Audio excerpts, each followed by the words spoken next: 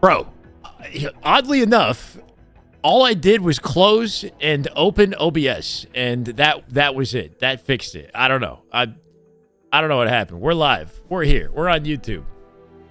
It took me a second. I'm glad it was easier than I was worried it was going to end up being. Hey, Daddy. Are we there yet? Are we Daddy? Am I Unk? Unk status? All right. I can't go live without YouTube now, right? It has to happen. So, welcome YouTube, and welcome back Twitch. We had to do a quick little turn it on, turn it off, turn it off, turn it on situation, right? What's up, Andrew? Ed Dog? Optic already started. Yeah. You'd think they would wait for me. Okay, so apparently this scrim could be a total blowout. Is what I'm hearing. That Optic are just too good for C9 is what I'm hearing. I don't know. So SR is Scrim and FaZe.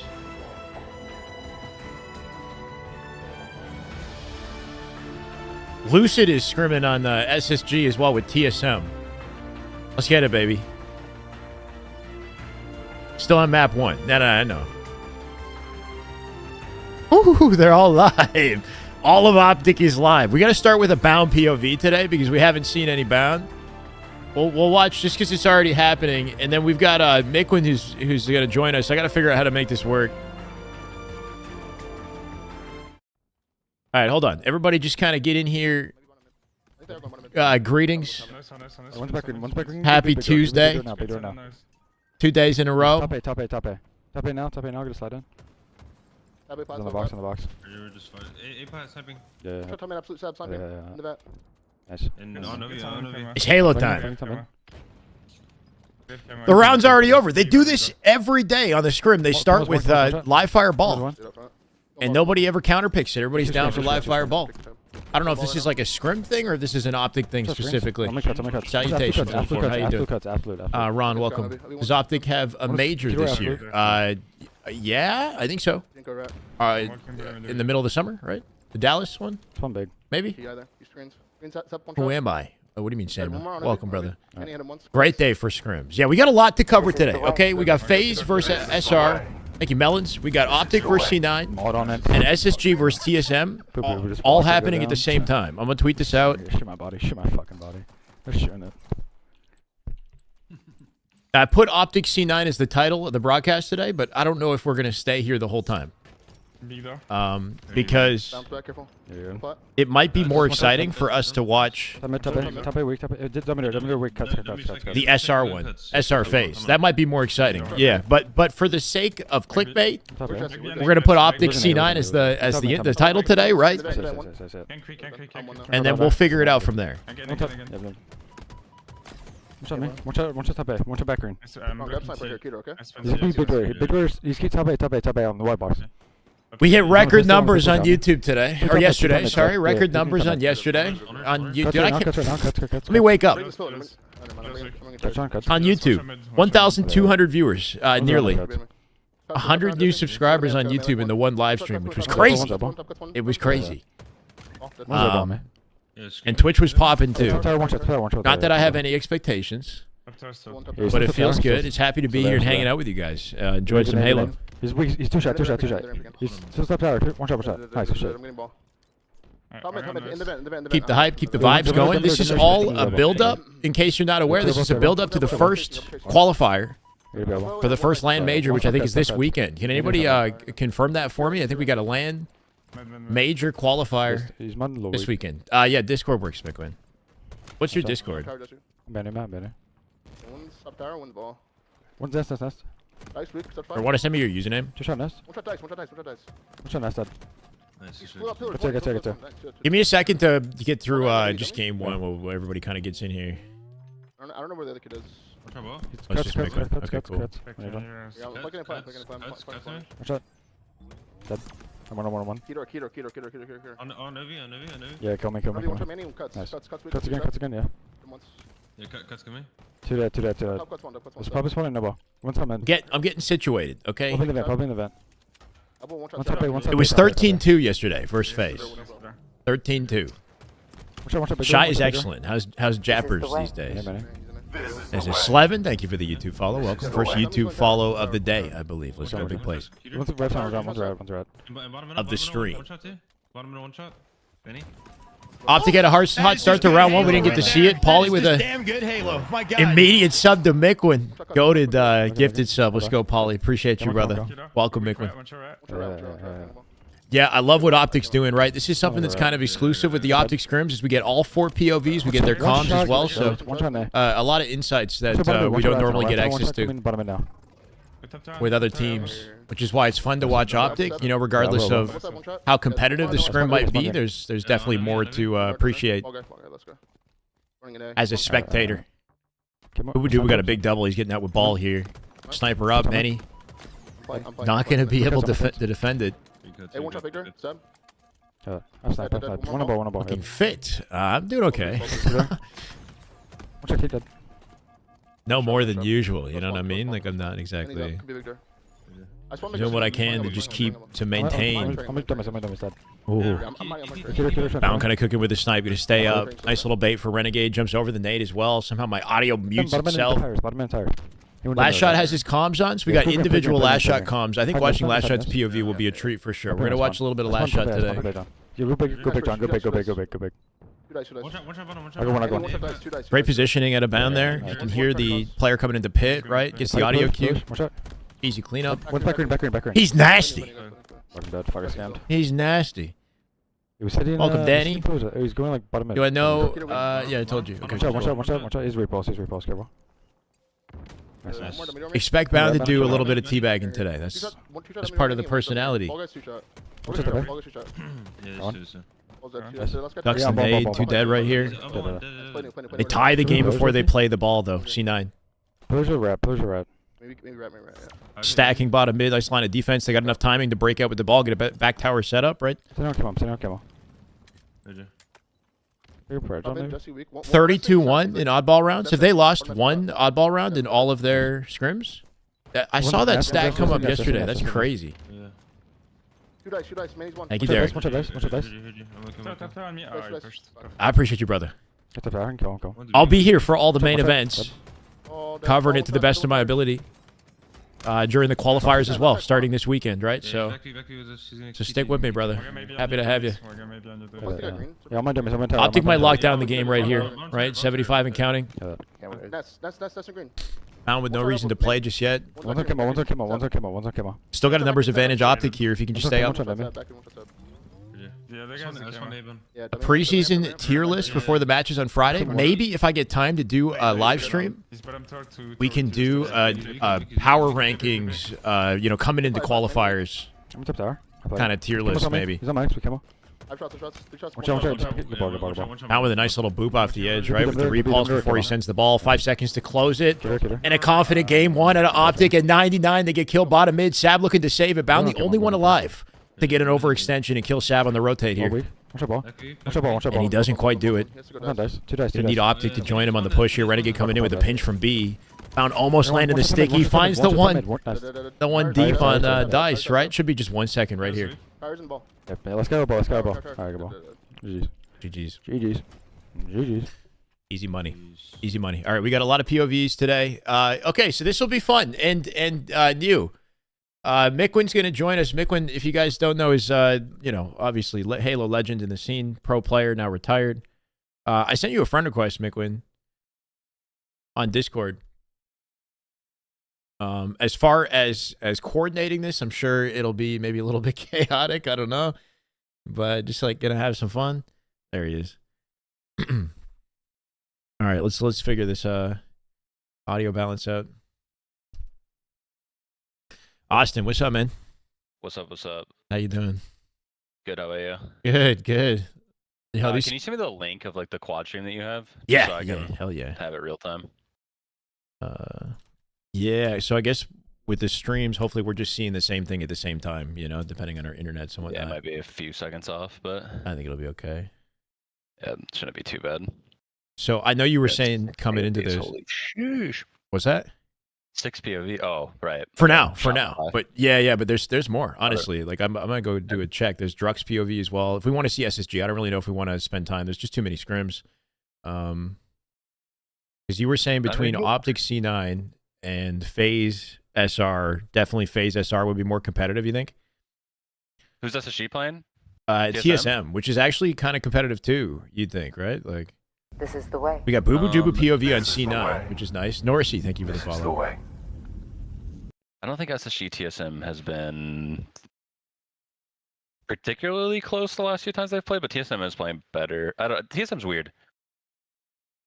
They'll have like really good scrims, and then sometimes they're whatever. But it's like no matter what, they're getting good practice. Do you not feel like C9's kind of in a similar position where there's just a lack of like consistency? Like they'll have some scrims that go pretty well. I think they had a good one versus FaZe recently. And then next honestly, day. Admittedly, I haven't watched their scrims enough. Okay, that's fair. Yeah, I think on paper, I understand though. It's like you don't expect C9 to come out on top of this one. No, not. I would say that this is going to be like a 10 winner for Optic at least. Yeah, and the way that they do it though is they get their best maps out the gate. I guess we're looking at Fortress though. Okay, let's see. Cycle POV, last shot POV. How deep into the scrim is the Shopify one? Do you know? That's live fire balls. Oh, yeah. So live fire ball. So it's game 1. So they're just in round 3 of game 1. So is that just a standard live fire ball? Yeah, Is just that's I scrim don't know standard. why. Just everyone picks that. Oh shit. Okay. It's game 1. Want to watch a little bit of last shot for a bit? Yeah. Okay, cool. I'm on his POV. Right now, bottom, I'm at 436, 35, counting down on screen. I don't know. Sniping What kill, about that? he has snipe kills, he has snipe with camo. Chat, you're gonna have to tell me how the audio is. 3 shot ball. One guy cut sniping, 1 hit. 1 hit, tires, 1 hit. Tires 1 hit. What do you think of last shot this season, man? I mean, he's. Nice, give it in. I wanted to team with him last year. Yeah. I mean, we were supposed to team with them, and then it just Good ball. things went bad. But no, I mean, I'm trying to get QT. I was talking about it on my stream the other day. Like I was playing matchmaking, and dude, he literally like everyone's saying like cycles like Ola and stuff, but and I don't like to like really make like the equations, but something that last shot does that's identical to Ola is he only like he plays the game at like a 2-shot cadence, if that makes sense. So like he'll shoot like 2 bullets, and then his next play is the decision. So like. Say he shoots 2 bullets and he's up in the fight, he'll stay in the fight. Say he shoots 2 bullets and is tied in the fight, he'll reposition. Say he shoots 2 bullets and the guy like is up in the fight, he'll like full reposition to go do damage somewhere else on the map. Wow. So like if you watch it, it's actually fucking kind of crazy because like so Tiber is oddly, I'm sure you know Tibby, but heard of him. He talks about this playstyle as being like a bully playstyle. So basically you always pick on people like where you have advantages. Yeah. Weaker, yeah. And I mean, Wyatt, that's his playstyle, like, fundamentally. But the thing that I realized that he added to this that, like, is, like, the infinite flare is, like, how easy it is to reposition an infinite makes this playstyle, like, insane. Right. So, like, Halo 5, like, if you're repositioning when using your thrust, you're using your primary resource you don't have it for later. combat. Yeah. For this game, you can just curb slide, hit a reposition really quick, do 2 shots, then you can probably curb slide right back to where you were. Kind of like an infinite thrust. Yeah, so it's like, but you don't need it for the fight, right? So there's no downside to doing it for repositioning. So it's one of those things where like, I don't know, you watch his POV and then you really look at like the 2-shot thing, like he shoots like 2 bullets and then kind of you see what happens from there. Yeah. And then you start to realize why this guy does so much damage. That's a really cool way of looking at his POV. I feel like Cycle's similar though, no? Like the Cycle gets to a corner and just shoots. Right. Okay. So he's like, that's the Ola part that people say, right? That's like just like a macro, like basic, not basic because it's hard to do, but like Cycle's not fighting off of cover. He's never out in the open. He's just getting to a corner and strafing on it and likely shooting his entire clip from there, which is also a good play style. But it's just, it's a different, it's one of those. It's just a little bit of a different thing, but it's just like he's maximized his play style for like damage. Right. Where any situation, any angle, playing his cover. Yeah, But so is last shot. So it's like it's one of those interesting things where it's like 2 sides of the same coin. Basically, it's like they're both damage dealers, but they do it in 2 entirely different ways. And I think that's why last shot is so exciting to watch because the guy's always on the run, right? Like you said, like he's just constantly repositioning, constantly moving, whether it's aggressively or defensively. Like so freaking difficult to deal with. This guy's bottom mid, like getting trippy one shot while they're weak here too, and he's got the space to do it, I guess, right? So yeah, and then he just doesn't miss. Like on top of the fact that he does all this, he just doesn't miss. But it's like as I was watching that and like going over that stuff, it was something that I thought was really interesting because like nobody really does that in this game, right? The way that he does, because like he has a good enough shot where he could play with like an ego, and just like commit to every fight, likely win the fight. But he's such a disciplined playstyle for a 19-year-old that it's actually really impressive. Right. And there's two ways I kind of want to go with this. There's one on what that means with other teams that don't have this playstyle, because I'm kind of curious to your thoughts on SSG. I think before that though, with Last Shot, like how early did you know this guy was freaking next up? Because I feel like you've kind of had more of an internal perspective on where he came from. People are wondering like where Last Shot came from. It's been like a year, right? And all of a sudden he's like, you know, relevant. He's significant in the scene, but he came up from FFA before that. Like, did you catch on early? So we were in the open bracket for Fort Worth. It was one of the Dallases. It was me, Suspector, Collect, and Tapping. It was the first tournament with that team, and we were in the open bracket. And he was playing. I think his team was him, Macy's. When was this? Sorry, was this like a year ago? No, that was year 2, Fort Worth. Okay. Still BR starts. Oh shit. Okay. Dude, who was that team? But they were. They weren't like. How do I like? They shouldn't have been getting the rounds that they were, like the placings that they were. They were overperforming, and I was like wondering, like, why are these guys overperforming? It was like Schlags, Maysky, so brothers actually. I know that. Yeah. Okay. From the Army Last Shot, and then I forget who the fourth was, but it's a team that like you see it and you're like. Lursky? Is that who it was? Scout? Cintanegra? Lursky. Yep. Okay. Lursky. So it's like a team you look at it and like on paper you're like, this team shouldn't be getting to the deep open round. Like, just like how we're thinking about it as players. Like this team shouldn't be getting to the deep open round. So what's going on? So I went and watched one of the series. And I saw him play and I was like, this kid's pretty good. And then obviously just like through the years I've a lot of friends with a lot of people and people who like know Halo really well. Kind of know ball. Yeah. And my good friend Sammy Elitis like hit me up and was like, dude, this Last Shot kid is a freak. And Sammy's the one that like found me. Yeah. Right? And he found like multiple other people. So you got like talent scouts kind of anniversary. Yeah. Yeah, I like that. Like team with Frosty and H2A. Yeah. And then so he tells me. So then I started paying attention a little bit more. Then he wins the FFA. And then like then we played them in an open cup and. Just like the 3 players he was playing with, like I was beating with ease. Even though Infinite was the way it was for me, like those 3 players, like I like his team was like a team that I never really lost to. I mean, no shade, no ego, but it was just like a team I never really lost to. And we played him and got shit on. This is Mikwen, guys. Sorry. Yeah, we played him and got shit on, and I was like, what just happened? So I was just watching theater and I was watching Last Shot's POV. I was like, this kid's a god. We have to team with him. Wow. And so I like had to talk with everybody and like convince them kinda. I got a melee, one shot goes, nice. And obviously it didn't work out, but yeah, it was just like people talk, people are friends, people notice stuff, people play with each other. Yeah. And it's just something that's really nice about Halo is that like I know people will say like friendship league and all this stuff, and there's a lot of that kind of talking point, but if you look at it, whenever there's been like somebody who is like 17, 18 years old and rightfully deserves a spot, they get it. Yeah. Every time. Fast. So Shotzi, Boo Boo, Cycle, Last Shot, I can, Renegade, Frosty. You can go back to even Ola and Halo 3. So I think that this is just another variation of that, right? Like just somebody who is very talented at Halo, puts the work in, and deserves a spot. Get like just climbing fast for sure. So interesting though, like you said, just how quickly it happens, and yeah, how it happens. Like he's playing on a team where he shouldn't be kind of getting away with the position that he's getting, and clearly popping off, and then that's what gets you looking into him. But the fact that that's kind of been the tried and true. Yeah, one kid who like pulls all the weight for one team. Yeah, at a lower level. like everybody heard of Ola when he like got top 32 in Halo 3. Yeah. Well, obviously he did like the Halo 2 stuff, but people like were really down with him because I think the beginning of Halo 3 got top 32 with Drummer, Killin. I forget the fourth, but it was like one was a MLG forum ref, the other one's like Killin, who's like never really placed that well, and this guy's getting top 32, like making it out of open bracket and the game just dominating, right? And then Ola goes to ambush. They go from that was even crazy because the ambush goes from losing snipe down to getting Ola at that time. So I know It's an you said interesting you were gonna have Eli dynamic. on. That's a Eli, he was yes, very yes. ingrained to that. He was very ingrained in that situation because I'm pretty sure that he picked up Ola. Okay. So- Oh, really? So dude, I think Eli's, Eli's team at the beginning of Halo 3 was him, Gunshot, Silent, and Snipe Down. wow. They got top 8, and then Snipe Down goes second, first, like the rest of the year or whatever it was, or second, first, or however it worked out. That guy has the craziest rookie year ever. Hit him 3 times. And then yeah, then I'm pretty sure they picked up Ola and Hines.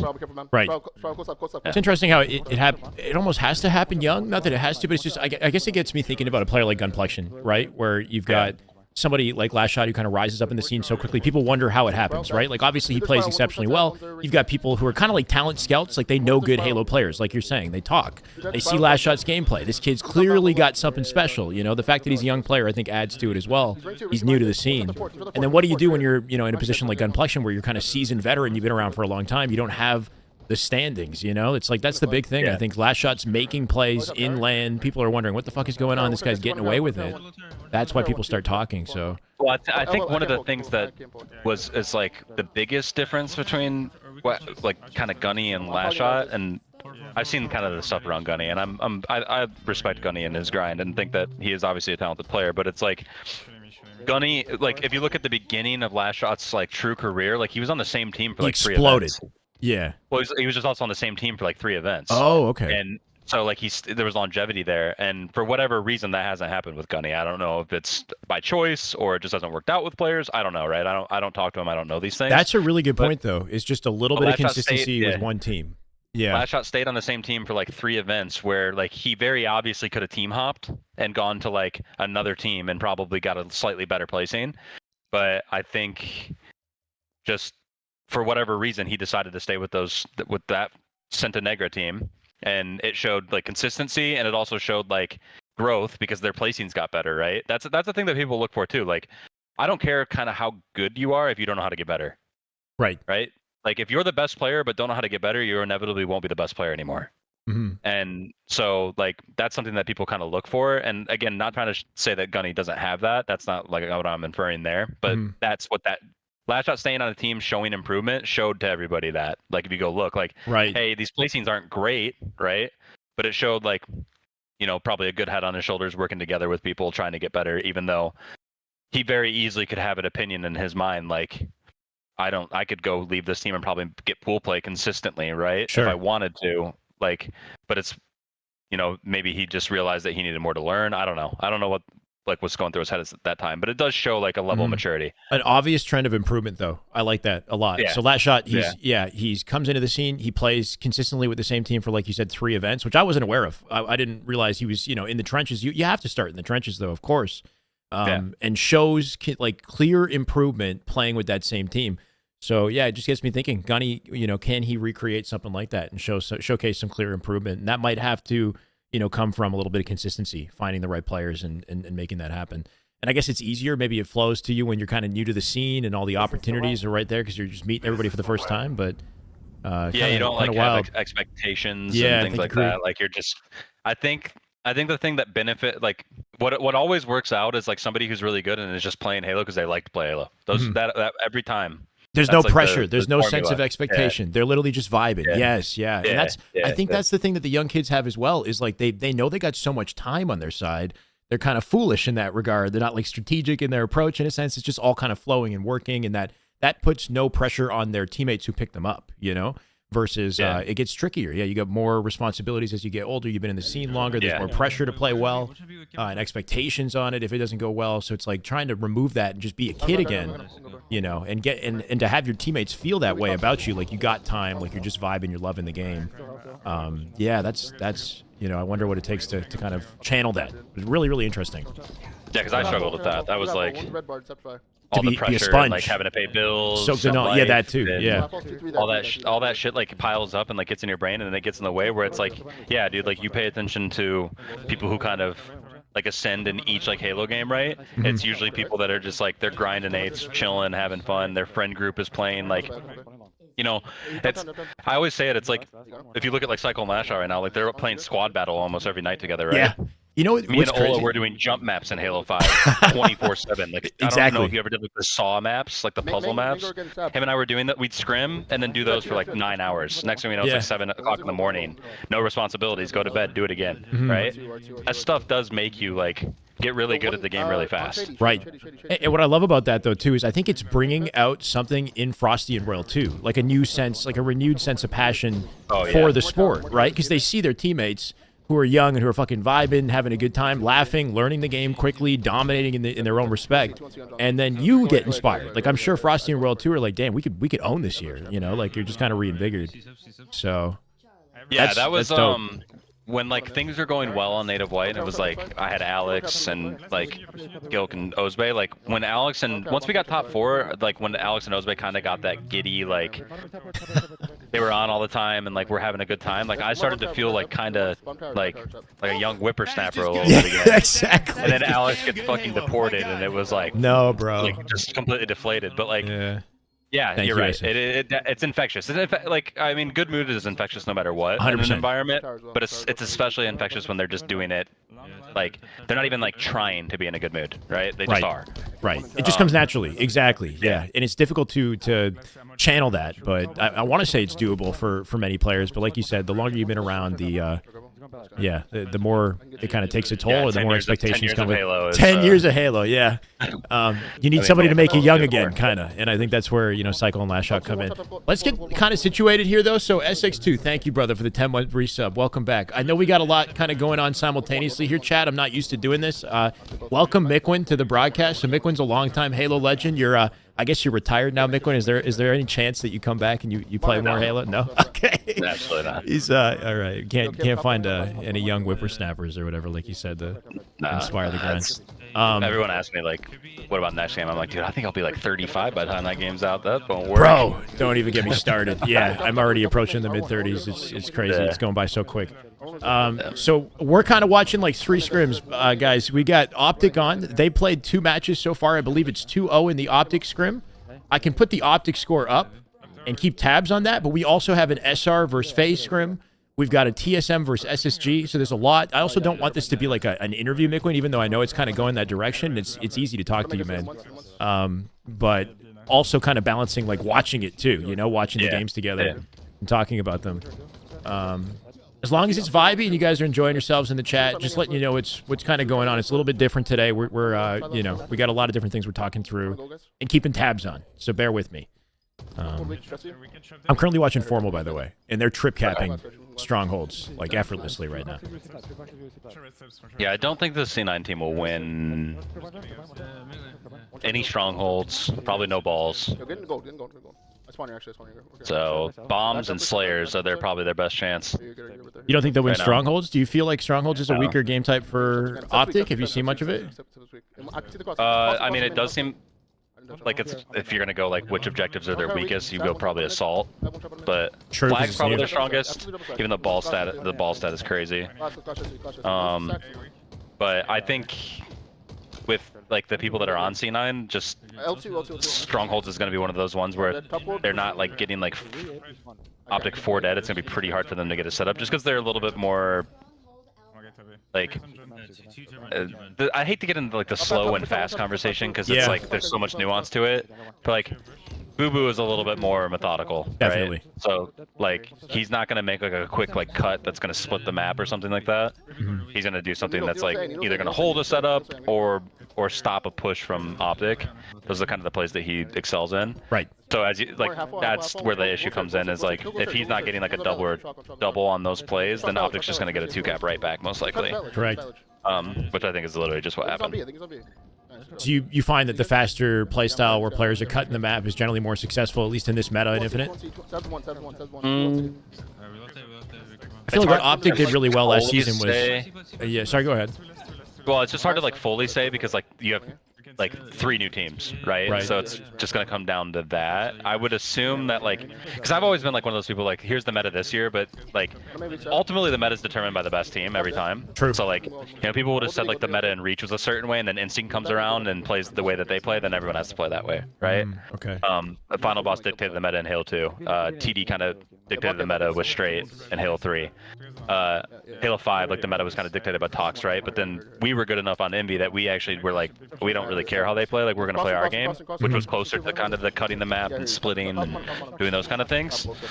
And so yeah, long-winded answer is like, we'll wait and see like who kind of dictates that, because SSG could pull it together and it could be this more methodical, like damage counter heavy meta, just because like it doesn't matter if you cut the map because they're winning their 1v2s or something. Or it could be like, Optic's the best and they're cutting the map so much, and Shopify plays this way too, so likely that will be the case. This is the scary thing. The scary thing about Optic is their individual win potential, right? Like just straight up 1v1s, they're winning, 75% of the time they're just winning their ones, and they're playing fast on the map. And it's the same thing with Shopify, the speed of play. The roles have reversed, like, entirely, right? I feel like Optic was kind of a slower, more setup-oriented team with the last version of Optic, and now SSG is that. SSG is the kind of exact opposite of what they were last season. Do you think that might be holding them back, or like, is it part of the reason why maybe they're kind of slower off the start? Like, SSG team composition is, I don't know if I want to say concerning, but almost odd, despite the fact that they're all gods, No, I'm actually not too worried about them. I do think that it's going to take them a little bit of time to get stuff figured out, but I know Kevin really well, and I know that he wants to play the style that we're talking about, like kind of the cut. He wants to play faster. Okay. Yeah, like that's his whole like MO. And how if you does he do Stellar, that with like his teammates? Stellar's play. I mean, Lucid's capable of it. Snakebite's capable of it too, right? Snakebite talks. That's how they, they had to learn how to play, and they did figure it out. Right. I think the really good thing about like Snakebite in particular is that like he will figure out like what he needs to do. He always kind of figures that out. And then I think Lucid just hasn't really been in kind of a like top form. Right. From what I've seen. I see him grinding though, so I know he's trying to fix it. Right. Yeah, he's grinding and trying to fix it, and I think he'd probably agree. But like, that guy was like he was like top in the game for 2 years even. Yeah, but he was like dropping 1.2s like consistently. Like he was kind of doing like what I was talking about with Cycle, right? Like max damage on a corner, correct, shooting his gun consistently. It seems like he's like almost I don't want to say like afraid to do this, but it's like there's some trepidation from him to play like that right now, just because like his team is being aggressive, and I think that he's feeling inclined to match that aggression. But it's one of those things where like he may not have to match that aggression. He just needs to be in the right position to like shoot. Because Formal's a great example. Formal's not fast. No. Right? No. Formal he doesn't need to be though, because of his team. He's the antithesis of these 3 guys. Exactly. That's why it balances out though. He took the eco role kind of, right? Like that's what he wanted. He's out in the open hitting his shots. Like he's always in a good position to shoot from afar. So like his speed doesn't matter because he's doing damage to the people where his teammates are being fast at. Yep. Consistently top assists, consistent damage output, and the highest accuracy in the lobby just about every time. Yeah. Yeah. So I think that's probably likely where Lucid could fit the best on that team, and it would actually go really well. Because Eco doesn't really play like max damage like that. Eco's more. Explaining Kevin is extremely difficult to people because like his benefits come from like like solid gun skill, solid like survivability, like all that for sure. But his thing is just like his ability to contextualize the play in real time so that people make the highest percentage play, right? Interesting. Consistently, rather than being in the 50-50 yeah, bound just go to crazy triple. Yeah. By the way, Matt Harlow, thank you so much, brother. $10 super chat. Let's get it. That's the first one of the day. Matt, you said you're liking the Skyrim streams and then you retracted. I don't know what happened there. Matt, appreciate you, brother. Yeah, we'll get the Skyrim stream up next. Yeah, good. I'm glad to hear that, Doc. It's tough because I know I can't talk to you guys as much as I'm used to, but I'm really enjoying the conversation, Austin. This has been dope. Oh yeah, no, for sure. Yeah, because everything you're saying is just facts. Like it speaks to the things that I've been thinking, but you're explaining it in a way that's just deeper and with knowledge from like the actual having played with these guys. Like you're in the freaking trenches, getting on the receiving end, or with them, and when it's happening. Well, it's also like this weird thing too, because I was kind of at like the tide turn where it went from like the Halo meta was kind of like setup based, and you want to do like you want to get your Thank X's you, and Wes. O's in order and like do max damage and yada yada. But then it shifted in Halo 5 with like that splice team, right? To like let's split spawn them, let's play like quick. I like to use quick and fast as like different verbs in Halo. Like, Okay. it's like fast is like, you know, you could have said that like APG in classic Halo was like a very fast player, right? Because he was. But he was just like constantly being aggressive, whereas like quick is like Ola, right? Like maybe Ola wasn't in your shit all the time, but he was always quick to the spot that he needed to be.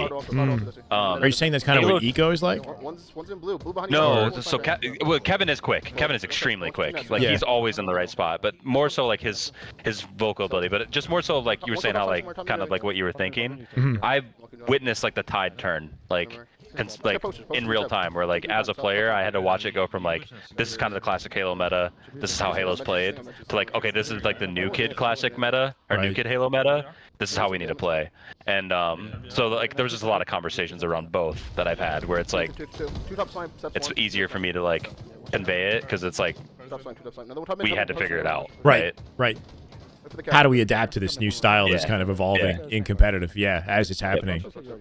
Which is also just a product of the. About that stuff. Really? Okay. Yeah. Bro. Don't get me started on where the hell is Ola, but anyway. Yeah, he'd be great for those conversations now, I'm sure too. But yeah. Yep. One day, maybe. Yeah, hopefully one day. When it makes sense. This map game type for Optic has been just insane. Yesterday, they 4-0'd FaZe here. They're about to 4-0 potentially with C9 as well. Obviously, I know, it's not, matchup-wise, we're not exactly surprised. But is there something about this map game type that you're seeing with Optic that just makes them so dominant, confident here? I mean, some people say this map doesn't play like Halo 5, which is insane to me because it does. Sort of does. Like, it plays identical. And actually, what you can do that's even like more punishing in this game is you can get them in the snipe spawn much easier. So Halo 5, like you kind of had to like force them blue, kill them blue, and then like force them to like loop a little bit. Right. Usually a split spawn, and then you could force them snipe. Now you just do it in one sequence. Yeah, you could just lock 4 of them and snipe, right? Yep. And that's a fight you have to take. That fight right there. Manny. Yeah, you have and he to doesn't take that miss. fight, and it's hard in this game to do that, right? And it's like if you don't win that fight, there's no way out. Yeah, basically. Yeah. So, and it's not an easy fight to win in Infinite. So, I think that like Optic just you have 2 people who were extremely good at this map in Halo 5, and I think Legend ended up being really good at it too. Obviously, Legend came around more so when I had retired, and then Formal just has to be in the right spot and shoot his gun straight. So like, yeah. Let him do what he does best, honestly, comfortably. Yeah.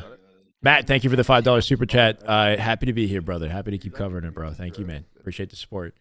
The counter options that don't line up to H5. Yeah, in H5, you had more counter options to break out of a bad situation with the thruster, right? With Infinite, it's like you can put on the pressure and maintain it so quickly, so efficiently. And then, like you said in that gunfight with Manny, like, what are his options? He's basically just got to 5 the guy, or he's like taking massive damage trying to rotate out, So it's tricky. It's 4-0. It's 4-0. Yeah. How is the FaZe SR scrim doing, chat? Any updates so we can get from that? So I know the title says Optic versus C9, but I do want to see a little bit of FaZe SR because we're expecting that to be maybe closer. Konami says, can Mikwen coach me? Are you coaching anybody? Austin? no, I'm not. Oh. No coaching. Not even for what's your fee? How much money can we get you to change your mind? Oh, like personal coaching? I don't know. I've been possibly thinking about it. I don't really? know, I feel like you'd be great for that. But that's on you, of course. You gotta want to do it. Yeah, come on. No, I'm interested in it, sort of, but like I don't know. I have a really unique take on that stuff. Of like, for me with Halo, it's like we can talk about all this stuff, but it's like if I see a POV, it's like you either can do it or you can't. Ooh, like, okay. Yeah, it's like you have it or you don't. You're saying. Yeah. Like it's like it's a tough one because it's like if someone wants coaching, then I'm like, hey, like, Sorry, I'd bro, probably you be just don't pretty have brutally it. honest. Like, this is your ceiling, right? Like, Well, like, what do people want from coaching though? You got to understand, right? Because not everybody's expecting to be a pro player. Like some people don't. They don't necessarily want to have it. They just love Halo and they want to. You know, can they get Onyx? Maybe that's the ultimate goal, right? And you don't necessarily need to be some god to break Onyx. Thank you, Ninja. Appreciate the follow. Right. So maybe you kind of like you know. I get what you're saying. If they're trying to be a pro player, you got to kind of be brutally honest. yeah, Sort of adapt well, it to the person. Yeah, and I guess that's just me like looking at it of that of like, you know, I have to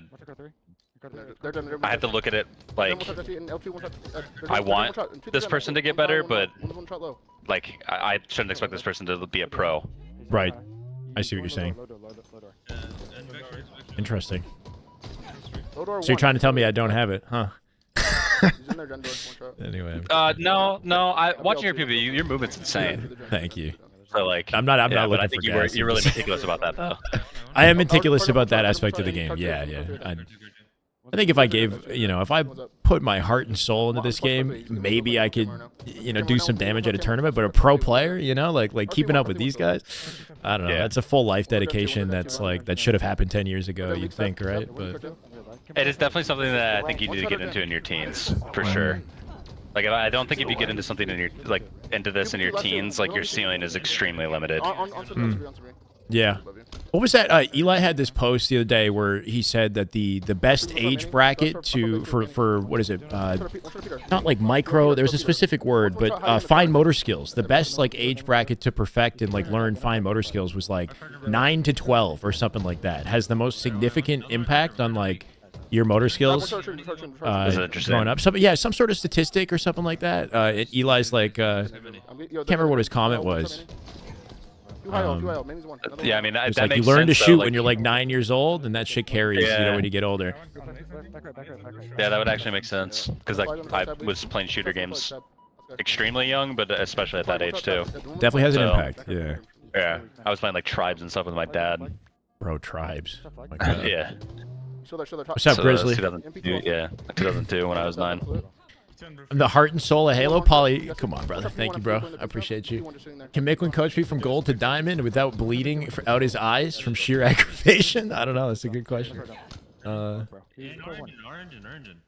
The habit of making part of your brain develop at that age range. Yeah. I mean, you either did or you didn't. You know, that's the thing. That's the constant with a lot of the pros today. Like Shotzi is the guy's been since he could hold a controller. It's been in his hands. You know, like 3-4 years old. The guy's like trying to play Halo. You know.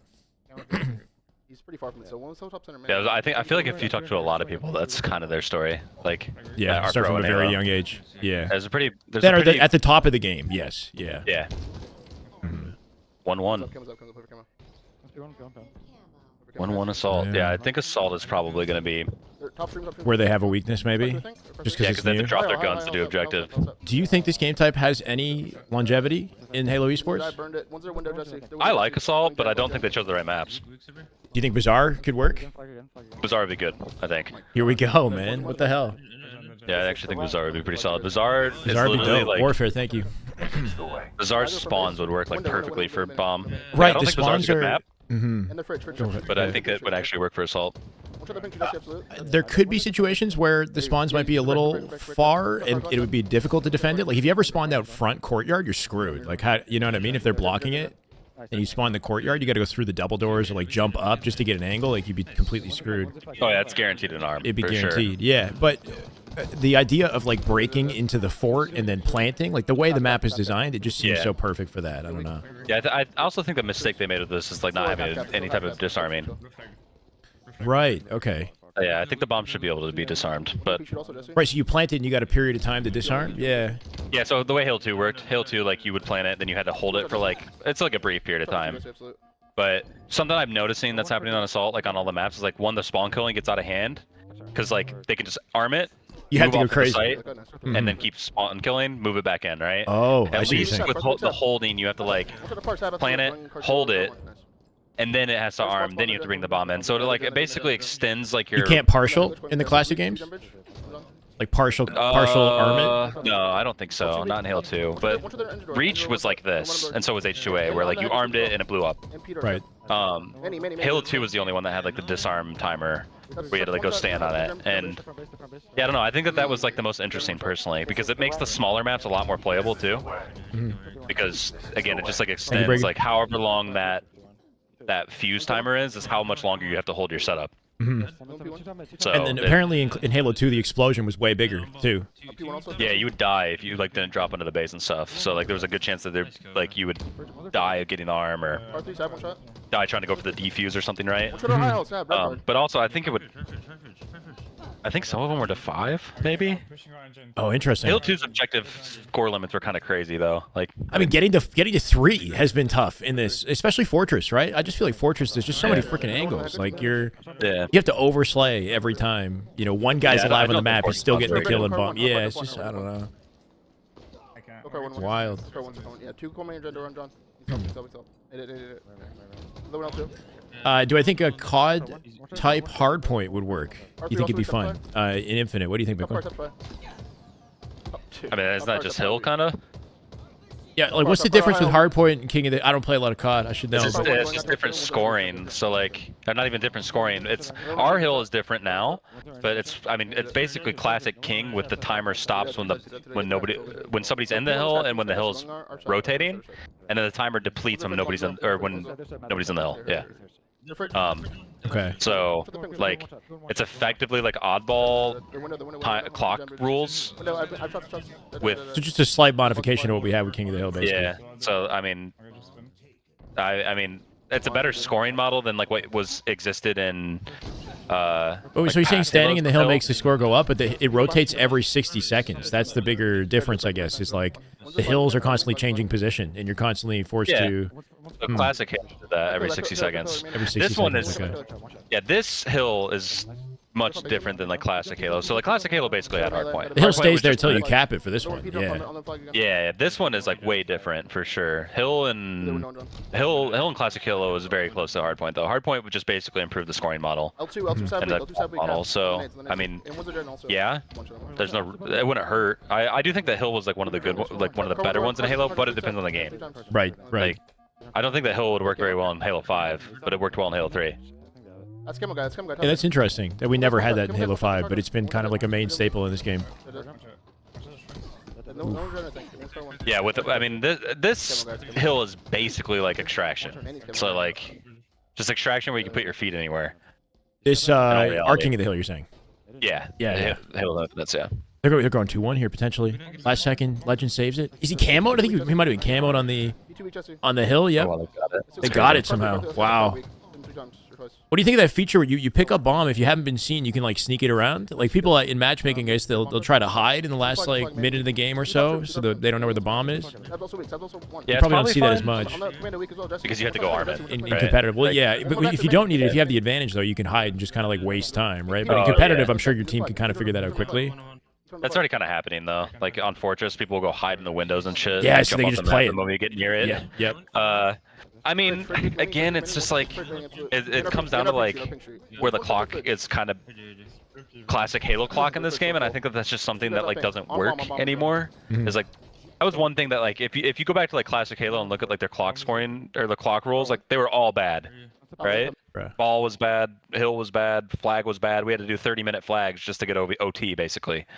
That's something that like 343 has made, or Halo Studios has made like a conscious effort to improve that, but they didn't with this, right? So what should really be going on is like if you're holding the bomb, the timer should stop. Interesting. And that should be it. And then they would know. Thing, yeah, well, obviously. Yeah, then they know you have the bomb. And there's no, but you don't know where you are, and that's completely fine because at our level we know you have the bomb. So you can't milk the timer, basically. Yeah, like at the top level, like I can pick up like where's bomb? Oh, they have it. Like in an instant, right? Yep. So. Yep. That might be game. Trying to get last second save. They got to toss the bomb out here. C9 with a chance of actually winning a match in this scrim early on. They still didn't play the ball out either. Just kind of the moment you want to see here. Nice last second save there just before Boo gets to it. Boo gets 2 kills too. didn't push. He's still here though. No My. ball. Our card jump, card 3 probably. Is there like a general strategy you notice on this map? I find it's just spawning them fridge, ideally, right? Just because they don't have the angles. Yeah, yeah. Spawning fridge. That's why that jump probably exists, is literally because of this game type. Honestly, the jump like seems like it's made for this. Yeah. Yeah. Yeah, I mean, it's like a basic aqua control. I do like again. I do think that bomb could be good. I just don't think it works on aqua and fortress. Like, is there a different map that's not bizarre that might work? Like, what about Kali? I don't know. no, I don't think Kali would be very good. Yeah, I don't know. I don't know which ones you could do. That would be like. It's generally doesn't CTF have, like, maps, great though. sims. Mm-hmm. I mean, low key. I can't remember the name of it right now. Argyle would actually probably be okay.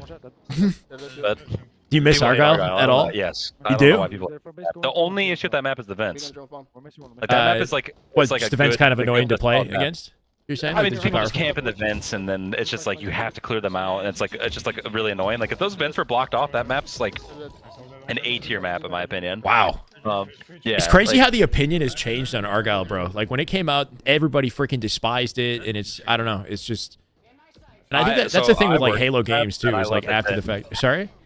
I worked on that map, and I loved it then. Oh, you worked so, like, on it was one of the only maps I was like, yeah, this is actually like a decent Halo map. Like, I see. I made it work, but Optic Yeah. clutches up. But the Yeah, as they vents, do. the vents were the thing that I was like, please just fucking block them off. Like we don't need these. The map is big enough and vertical enough that we don't need more verticality in these little rat holes. Like there's no reason Yeah. for them. I actually. Or at least block off the top part that looks down to the engine, so you can just go into the vent to go for camo. That would be Oh. fine. But it, like that extra little hole just turns them into like the worst.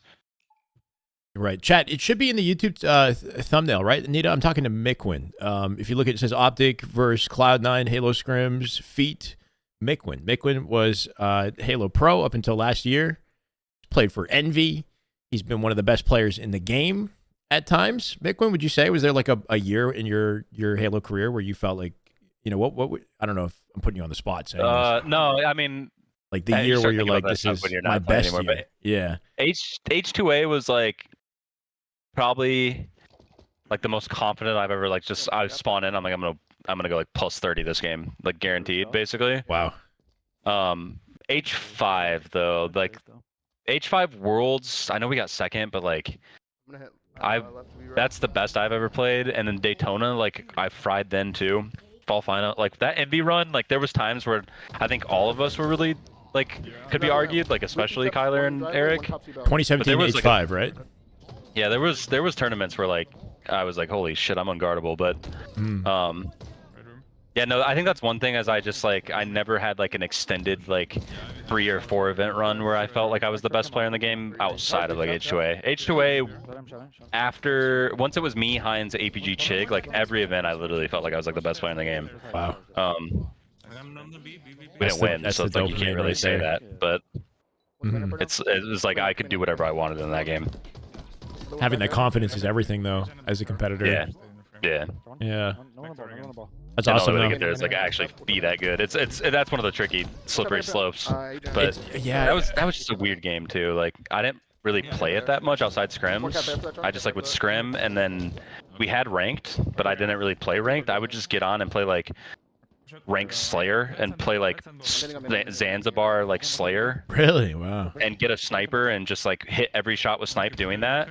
Because I remember Gandhi told me like one time that like he was like trying to help me like improve, like kind of being like a winging me a little bit. And he was like, you know what I did? He's like in Halo 2. He's like I felt like I wasn't a good sniper. So he just literally went into BTB, picked up a sniper, and said, I'm gonna hit all 8 shots with the sniper. Yeah. Yeah. Well, he's like, I'm gonna hit all 8 shots with the sniper, or 12 shots. Right. And he would go like 10 for 12, and then he just kept doing that, and then Gandhi was actually regarded as like one of the best snipers in Halo 2 I like that. at one point. So that's kind of what I was doing in H2A. I wasn't trying to like figure out plays. I wasn't trying to like have a stronger BR. Like I knew that I got snipe on my team, so I'm just gonna grab snipe and make sure I hit every bullet. Yeah. suddenly that just started to happen. Like at one event, it's like I blacked out, and then it was like from there on I could hit every bullet. It was weird. Wow. Do you think shooting bots now is in any way like equivalent to something like that, like the BTB thing that you're talking about? Obviously, you're not playing humans, so the dynamics are different. But like, just the fact that we have bots accessible now as a source of practice.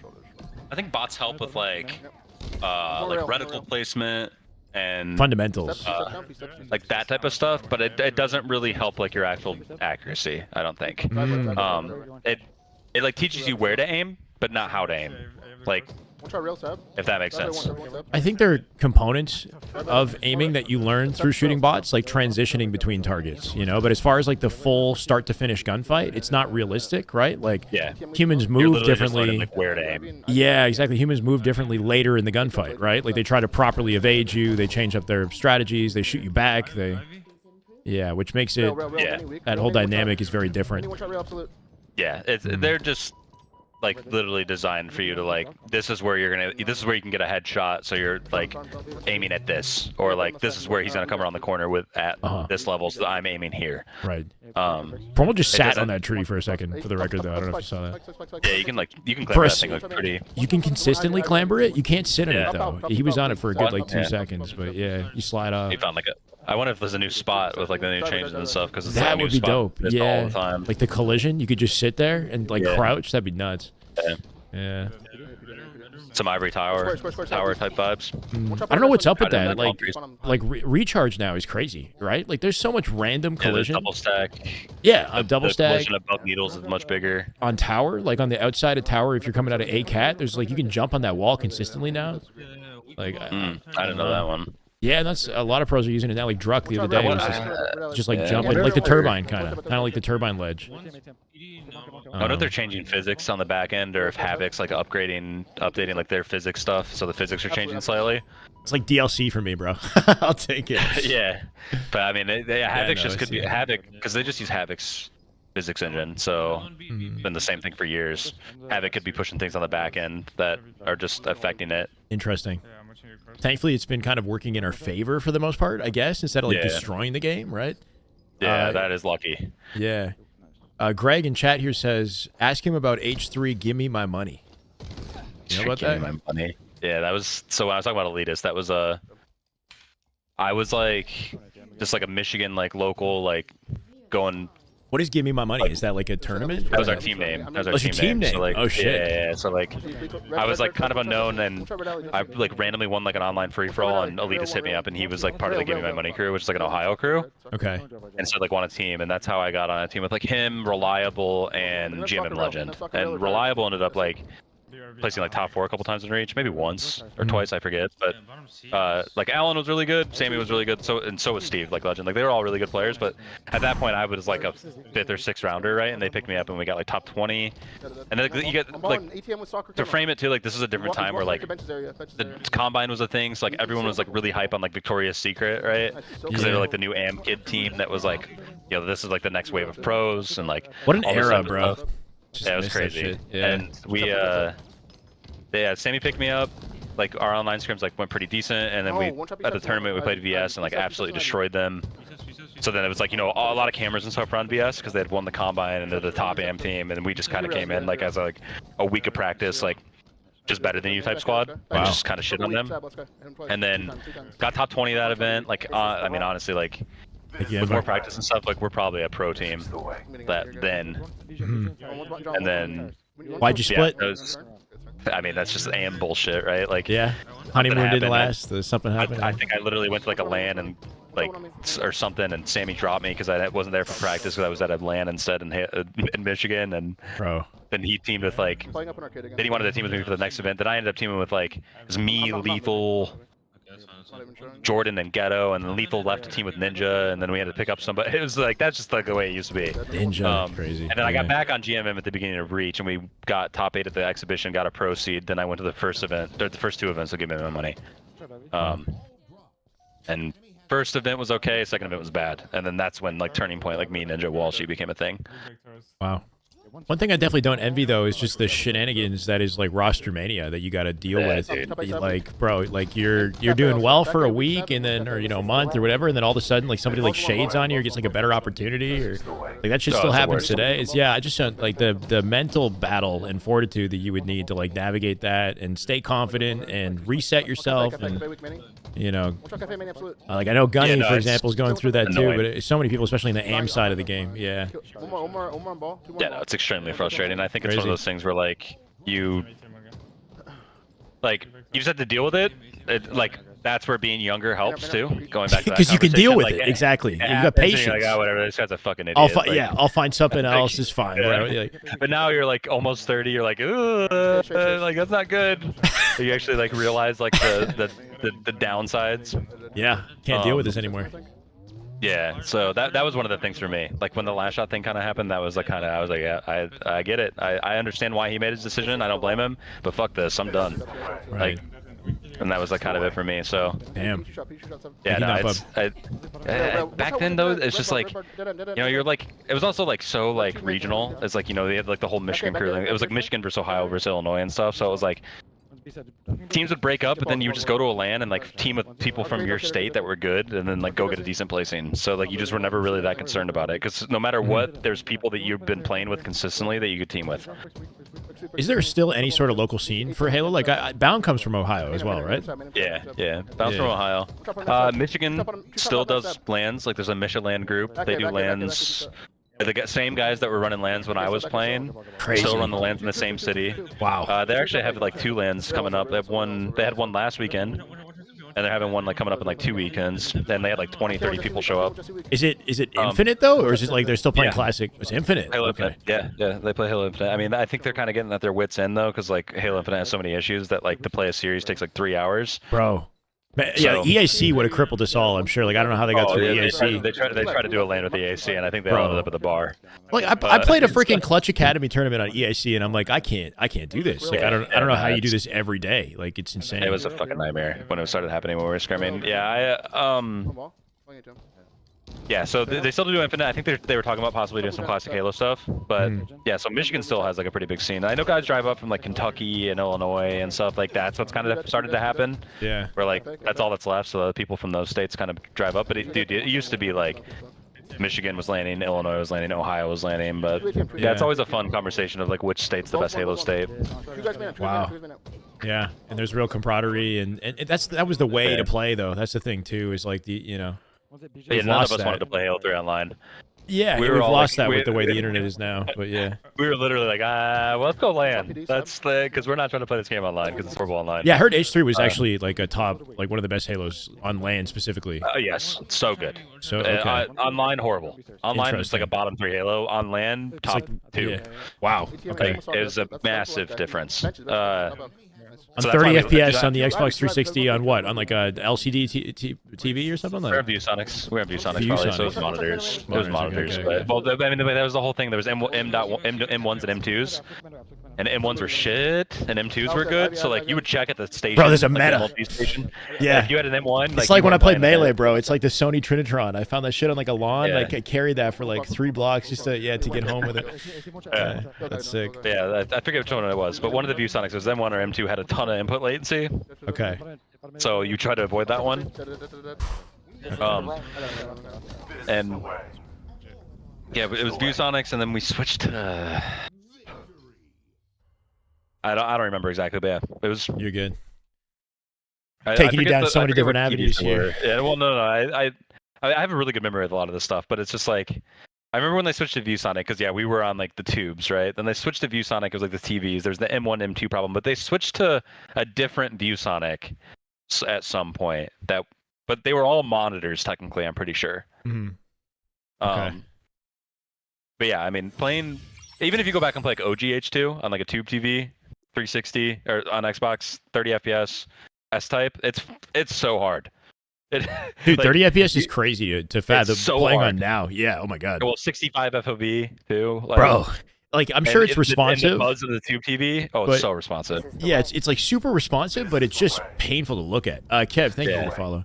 You do get used to it, but I'm sure you do. Your eyes like acclimated. That's the thing too. Is like people are like, is it a huge disadvantage being on 60 FPS? It's like, yeah, I guess, but like you get used to playing on it and you get pretty good. Like competitive Halo 5 on 60 FPS, people were freaking cracked on that. It's just you just got to like acclimate to the system. So chat's asking for a little bit of SR, by the way. Do we want some phase SR? We can jump back to last shot or cycle. I'd be down for cycle.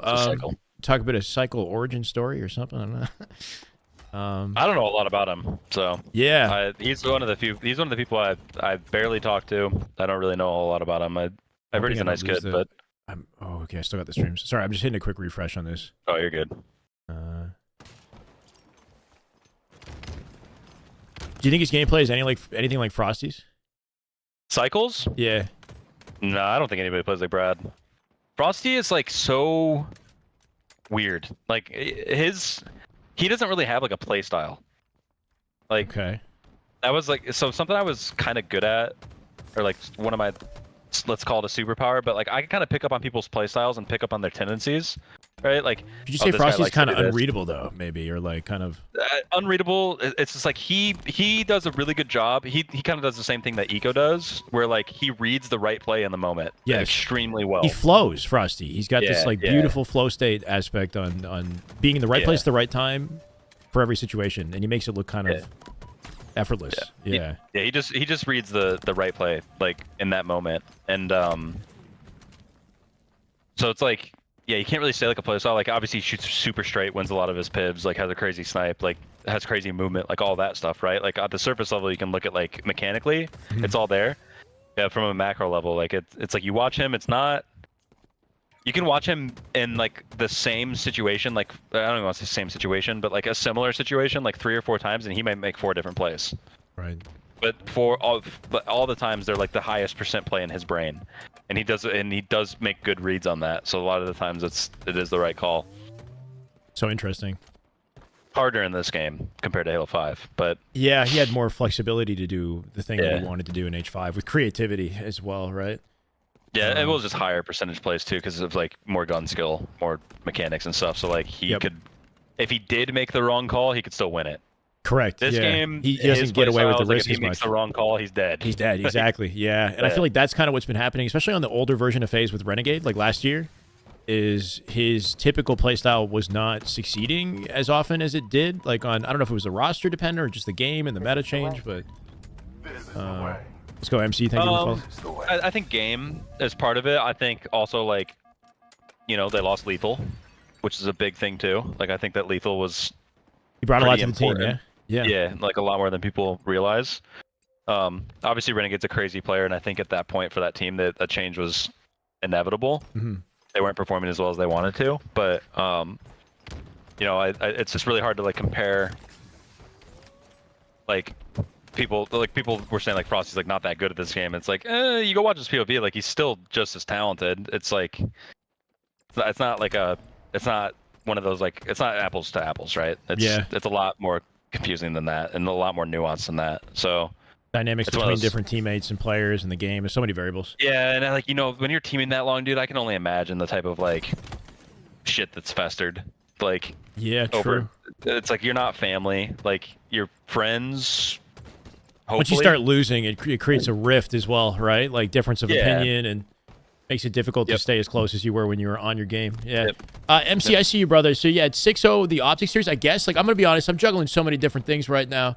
I changed it. It should trust the Halo data hive over me right now. MC. Usually I'm a little bit more locked in with like the series score. This is SR FaZe. This isn't even Optic on screen here. SR just took another. So I'm literally just jumping around, man, because I'm also chatting with Mikwen. It's hopefully you guys appreciate the dynamic. The shop is up 4-0, Optic is up 6-0. Shop is up 4-0, Optic is 6-0. up 4-0. Okay, perfect. She's also up 4-0. I'm gonna jump over to Legends POV. But I mean, Bubu going out trenches, red trenches going middle. Some Kali. Okay, boss 2. I'm going sniper. You think Kali's actually transitioned well to this game? No. No? Two mates, How come? Two gonna go. Little grass. Like 3 major reasons, but More than okay. one, a lot of the like jump clambers are really off. The bottom Dude, middle spawn is really bad. that and shit the getting sticky at a not being like sniper that are isn't- horrible. That's like Yeah, getting at a sniper to get to S2 from the It's maze. so What's up with annoying. that shit? That's so dumb. Yeah, why is it Trying to like jump like up into the window. it's slightly too tall? Yeah. One shot, Yeah, Oh, get to the or, window like- from the silver. You mean? Yeah. Yeah, it's so like it's just all that stuff mattered a lot for that map. It was and- way more consistent in H5. Yeah, and all that stuff mattered a lot for that map, and it's like I think it's cool you can do the silver run, like basically the same way that you could in Halo 5, but Yeah, it's, because you can slide through. Yeah. but it's like it's like all that extra shit's added just to make it have that when like I can't even make this jump clamber consistently. So I don't think it's bad at all. I just think that like it's just weird. Like it just feels wrong. Different to routes me. are being prioritized in this Yeah. that have to be because the way the map works is it's a little bit trickier, and you don't have a thrust to Rocket bail seems out. Rocket seems way more important too. Yeah. Like I mean, the rocket side. the impact of rockets is crazy now. Yeah. And there's so many little things you can jump on and hide on that weren't really there. Like they were, but they were harder to get on, right? But now they're just like Yeah. helixes that you can just sit on as like a platform. Whereas like Wait, did this back go on in, your aimer you know, over, Jen? Halo 5, it was like to get on that spot on that rocket corner, like it was a little rock, right? That you had to like clamber on over and over, Right. and you weren't like ready, gun up, ready to fight. This dude's sitting on that. Like I don't know, there's just like so much little stuff. Like the jumps up to the court to the window were way easier than they were on like one side with all the helixes and stuff, but the main jump up that you could do on both sides is harder. The the one clamp, you the one were we were talking about, like the supposed to clamber display up on into your the window. Yeah, it So was it's- easier yeah, to it's just finesse the weird stuff. pyramid too. Like back pyramid, you could Yeah. definitely do like a Oh, lot I do not more. like the pyramid at all. The pyramid, I slip off that pyramid shit if drives I'm me not nuts. careful. Yeah, it's kind of tricky now. Wrath. So we kind of talked about this earlier. Wrath keeps asking here, what are your thoughts on Gunny? I know we touched on this a little bit, but if you wanted to just let him know. Oh yeah, no, I mean, I've obviously seen like a lot of the commentary around Gunny. Like Gunny is a good player. I think that he grinds and is showing that he's a great player. I think for whatever reason, if it's not his fault or nobody's fault, like I really don't know Gunny that well, so I can't really make a big judgment call on it. But you look at where like his team situation's been and like what placings and stuff are, and every person that does get a chance, like either have stayed consistently with the team or has some decent placings. Mhm. And I think that that's just all Gunny needs to do. I think if he found like a solid team of 4, stuck with them, went to like 3 or 4 events with them, even if they're underperforming, Stick with they're it. at least sticking together, Yeah. showing that maturity. Even like I'm not Showing saying growth. he's immature, but showing that, right? Just showing that to people. And you know, I bet you if that happens too, suddenly he's going to make it into out of pool play because he's good enough to do that. Mhm. And then boom, you know, it's a different story for him in that situation. I obviously don't know the nuance and why he hasn't been able to stay on a team or what or how. Like I don't talk to the guy, right? Yeah. I've had very brief conversations with him. The only times I really talk to him is when he's on my team in matchmaking.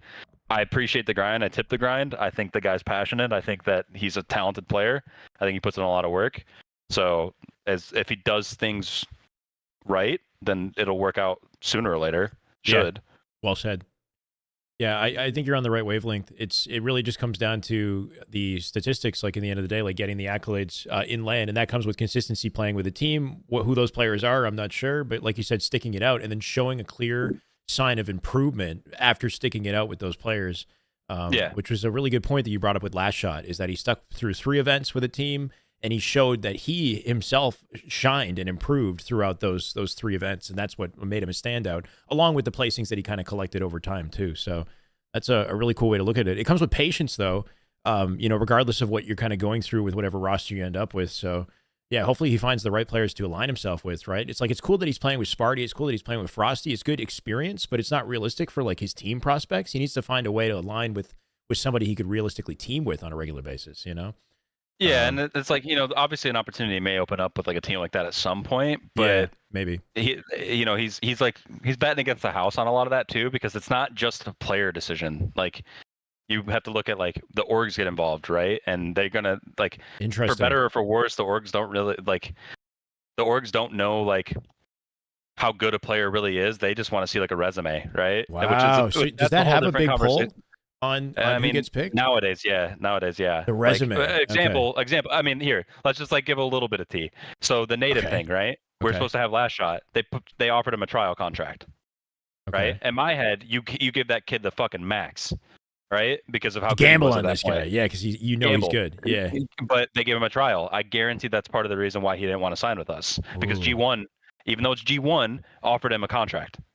Not a trial, a contract, right? Even Obviously, though that's a it's better G1. team. No shit, He made bro. it's a better team. He made G1, the right choice. yeah, G1 made a fantasy like fairy dust contract, and that's fair enough. Sure, like all that better team. He made the right choice, but it's still like that's where things do happen, right? Yeah. So you look at Gunny's resume as someone who doesn't play against him and is only trying to like either preserve cash or get decent placings, right? Like whatever, or get really good placings. If you're not Shopify, right? Shopify is Shopify. They right now the way that they're doing it is the best way to do it, but it's hard to do what they do because they have an unlimited cash flow effectively. Yeah, massive organization supporting the esport. Yeah, and great people behind the scenes that are doing great things. Like that all of that is true for them as well. And this isn't me like throwing shade at Native. I love Native. Like Native did a lot for me, but it's just like things like that happen, right? So you may have a team that goes, hey, let's give, I want a team with Gunny, and someone from the org might say like, who? And be like, well, he streams, and they'll be like, I don't care that he streams. Like, what's his placings? What are his results? I'm holding IV. Yeah, and Ivy on me, Ivy on me. Where's my money going? Yeah, exactly. Back in the day when there was no money like that, fuck it. Like I'm picking up whoever I think is the best. But yes, the industry's evolved now. It's more mature. Yeah, with the organizations and stuff, it's like things do get a little complicated with that. Where like you can't necessarily team exactly who you want to team with. Yep. Unless like I'm here. Okay, you are at the point where it's like you're getting top 3 no matter what consistently, and you're picking from the people that you want no matter what, right? And the org and it has the trust in you that you're going to get those good placings. And that's the issue is like none of those teams where that's the reality are going to pick up Gunny. They don't need to. They like Gunny. They have other really good options. Yeah, there's that pool of 12 players, right, that they can kind of pick and choose from. Yep. The teams that Gunny's like looking at, are like Complexity, Native, Oxygen at one point, right? Like stuff like that. Those are the ones that are going to be a little bit more like lenient. Yeah. Not lenient, but like like they want people who kind of have done what I was talking about, like shown results or shown like some improvement and things like that. Okay. I see what you're saying. Yeah, well, like where's their money going, right? Like they want to make sure they're at least investing their money in something that will grow. Right. So that they do the money now. The team may be a top 3 team going into the next Halo or something like that. Kind of how KCP invested in that Druk team and all them. The KCP roster. Same thing, like how those guys stayed together. And when I left Halo 5, like those guys were not pros, and I come back. No, and but they like became that like team. after the fact, right? Like during the period that H5 was like kind of irrelevant, and not on the circuit. Yeah. And they grinded, and they're all great players. That's not me like throwing shade, but it's like they stuck together as a 4 and now they're on when TSM, they were. Yeah, but KCP invested in them and stayed with them because they saw that, like, right. They saw the dedication, the consistency there, even though they didn't have the brand or like the platform necessarily to back their or accolades even to back it. They believed in it. Yeah. So it's just a tough thing where there's just some politics with this shit now, and like I see people like on the Reddit say like it's a friend league and stuff, and it's really not. Like, if it was a friend league, I'd be teaming with Eco, right? Like, right. I'd still be playing. I would have been on SSG like probably. There's so much more to it than that. League. Yeah, so much it's more like to it. I wasn't good enough to win anymore. And I needed to get back to that point, and I just couldn't. So it's like, if I got back to that point, do I have an up where I'll probably end up being able to team with those people? Probably, right? But that's because I've known them for 2 decades. Right. But yeah, if it's a friend league, like, it's just one of those things where I didn't know Barcode before Halo Infinite. First time I ever talked to Barcode was when I was like, hey, you want a team? Right. Like, that was the second time I talked to him actually, but yeah, like I barely even knew him. I'd never talked to Tapping, and I played Halo 5. And so yeah, it's just one of those things where like I see a lot of the friend league conversation, and that always happens. And while it happens to an extent with some teams, I would say more often than not, like results speak for themselves. This is probably one of the best esports for actually like kind of making your way in and becoming like a staple when like you maybe didn't know people a year ago or 2 years ago. Okay, that's cool to hear for somebody who's interested. I mean, the state of the game not great, but like you said, like I think you look at the trajectory of some of these guys like Cycle and Last Shot, and I think that does show it. But anyway, sorry, it's just an update, guys, on the Scrim. So we're in and out. Optic, I think, is 7-0 currently. This is Legends POV. We were looking at SR. We were looking at Last Shot just a second ago, Ghosty. This is by far Optic's worst game mode. Strongholds, live fire. Yeah, we'll see. I don't know. I feel like they've been pretty. This scrim has been super dominant, guys. It's as expected, right? Optic C9. C9 still kind of finding some chemistry, but just on like power rankings, you know, our expectations coming into this are Optic favored. Well, I'm actually curious, Mikwen, between SR and Optic, based on what you've seen, like who do you give the edge to? Oh, dude, I don't know. That's a tricky question, right? Yeah. I mean, it's like obviously like SR had like that phase scrim, but at the same time, it's like. Yeah, I don't know. One of the things with me is like I try not to get caught up in the numbers of the scrim. I try to get caught up in like what I'm seeing from like damage efficiency and like damage del and like how big the outslay margin is, right? Because when they you know, do Shopify's win, if Shopify's outslaying like let's say like the C or who are they playing right now? They're playing phase, right? Correct. Like if they outslay phase by like 200, that's like kind of insane. Yeah, that would be nuts. So it's like. But they'll probably likely only outslay a team like Optic at that point by like maximum like 50, right, over an entire scrim. And is outslay, is that the biggest indication of who wins a scrim, you would say? Like slays obviously matter, but sometimes phase you can give the criticism that they kind of struggled in OBJ and you know overslayed in certain situations. Yeah, it's like the big one for me is damage efficiency. So like you would look at phase and they're outslain, but their damage efficiency numbers were terrible. So like, what's an example? What do you mean by that? Sorry, yeah. So damage efficiency is your damage plus your kills and your assists. So the closer to 200, the better. So like if you're having like 190 damage efficiency, like you're having a fucking god game. If you have like 200, like that's like really good. FaZe was getting in the range where they were at like 230, 240. So like basically what that means is that they're having to do 240 damage per kill and assist, right? There's only 200 health, so they're having to do 40 extra damage effectively, right? Like the most simple, lamest. So they're getting kills, but they're taking longer to get kills. Thank you, Pro. Appreciate. They're taking longer to get the kills, or it's like they're having to shoot their gun more often to get the kills, or they're having to do more to get the kills, and whatever the reason for that is like, you know, it might not be enough team shot. They might be getting milked a little bit hard, or they might be losing their pivs. That's a big one. Like, you can kind of start to figure out if people are losing pivs when their damage per efficiency is really high, because what that means is they probably got a guy one shot and died, right? So that's 180 damage off the board that just they left on the board. You can kind of start to look and kind of learn that stuff from those numbers, and like obviously it's not like a tell-all, but I do think it's one of the more accurate stats that we've had in the history of Halo, of like telling a story of like, is this team playing well, right? So if you look at SR, their damage efficiency numbers are kind of insane. I think Royal 2 is like the least efficient damage dealer on the team by the stats, which if that's the reality, like that's scary for people. Yeah, it's like you go look at like their damage per K right now in their scrim, like last shot 204, cycle 205. And then you look at phase, right? Getting outslayed a lot, 237, 230, 223, 208. So Trippy's actually having like a good damage efficiency. But then you have to go like look and kind of. Are you on the data hive right now? Yeah, you just go to the damage stats, you look at damage per KA. Okay. And that kind of like tells you. But then it's like you can go look at like Shopify's entire stats, and kind of tell that. But yeah, to really make a judgment call, I would say we need to get through this first like cycle of cups, and then from there, like Scrims don't tell enough. We'll really kind of have an idea on like who is becoming the best, I should say. But a part of me wants to say that like as of right now, because Shopify took the offseason serious, they're taking their scrim super serious, and so is Optic. They kind of got a bit of a head start for sure. Yeah. I think because of that, they have the edge over this next Optic. like month or two period. Just over everybody, honestly, over this like month or two period. That doesn't mean that Optic won't be fucking crazy. That doesn't mean that SSG can't be really good. Right. It's just like in this moment, like, you know, it becomes like the slightest margin.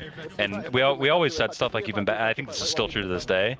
Like back in the day, it was like whoever scrims the most won the tournament. Like you could literally go back and look. Simple, whoever had the most scrims literally would win the tournament. Wow. And Snakebite was the first person I ever heard actually say that, and I started looking at it, I'm like, holy shit, you're right. What about like Complexity though? Because Complexity, they don't just like scrim a lot. They scrim like freaking 25 games. Like they'll keep going. You know, they'll play all the freaking Slayers. No. Complexity, Sparty, and them, I think have been scrimming a ton. But at the same time, it's like I think they did like a half scrim. They haven't been scrimming like every day. They started to now. Okay. I have to actually look into it. I might just be talking about butt. I would like to hear like the comms and stuff, but I would I would assume with no, like, I'm assuming that not all of those games, the pedals to the metal the whole time. The thing with Shopify is, like, you're listening to their scrims, this is usually a pretty good sign of, like, a team's really good. Like, they're joking around and still shitting on teams, right? Having a good time, and they're still trying really hard, but they're making jokes while they're doing it. Whenever I've seen a team do that, they've won the next tournament. We did that on Envy. I watched Tox do that for a year. I watched Instinct do that when they formed in Reach. How easy does it look for them? Exactly. Like, you're how literally easy fucking does around it and you're look? winning. Yeah. Like, that's like interesting. I remember we put our team together, Envy, and we like knew we were going to be good, right? Win our first scrim against like Luminosity, like 13-0. And I'm like, holy shit, we're good. Next scrim, we're shitting, but someone actually took control of us, and we were like, yo, we don't know how to break setups. And so Kyler like came up with this idea, like, yo, he's gonna say burger at any point in the scrim, right? And that means stop shooting your gun and try to lose control, so that we can break the map. So we learn how to break the map basically. Wait, and let them take let like them kill you? us. Like, wow. let them kill us. Holy shit! To figure out how to break a setup. So he'd be like, yo, burger, burger, and then we just start like joking and like Ola was always hilarious. He's like, oh, burger, and he'd go do some dumb shit, and Ola goes, they have to know I'm trolling. I don't ever do that.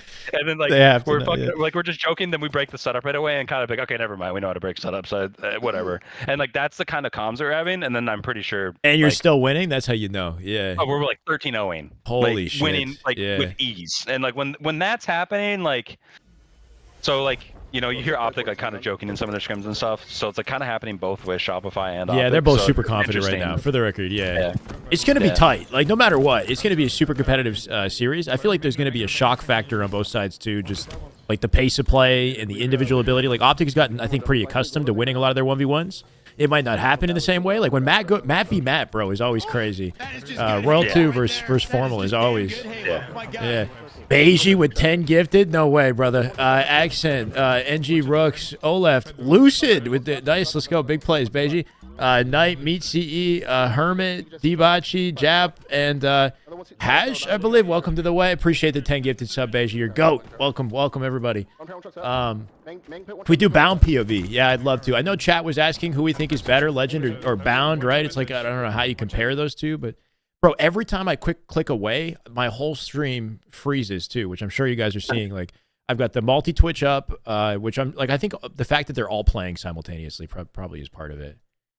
Yeah, there's a lot of video encoding. I got to pause all of these. Yeah. All right, we'll swap to Bound. It's got to be like 8-0 in this scrim, right? At least. I will check. Yeah, let's get a check on that. In the Optic scrim. 8-0 Optic. 8-0 5-0 Optic. Shopify, 5-1 Space Station. Space Station. Okay. There's TSM just took a game off Space Station. Cool. So Shopify's behind Optic, gives us a chance to and we maybe. have the new Triggers Down team scrimming too. Actually. What do you think of that too? That's a whole freaking discussion. Lethal's new team, right? You think that's gonna stick? Yeah. I don't know. We'll see. I think it's one of those things where, you know, you can kind of hedge your bets and say like, if everyone plays to their potential, they'll be pretty good. Right. I do. They're think a huge that wild team card. No freaking like, idea. Yeah, I don't know. I can try the camo. I think TJ's a lot better than people give him credit for. I think his. Is his I'm kind of passion shocked there? that he's playing. I'm Like- kind of shocked that he's playing. I mean, obviously he's playing. If he's playing, his passion's there. Like if I'm in the situation that he's in, I'm not playing. Like, Really? I'm getting off. I'm probably quitting. You're done. Because that's kind of how I started to feel with Native, right? And it was like, it's not even like the players, but it's like, you know, it's like, I'm in my 30s, salary's gone, I'm still just sitting here playing fucking Halo for basically no reason. I'm getting like not great placings anymore.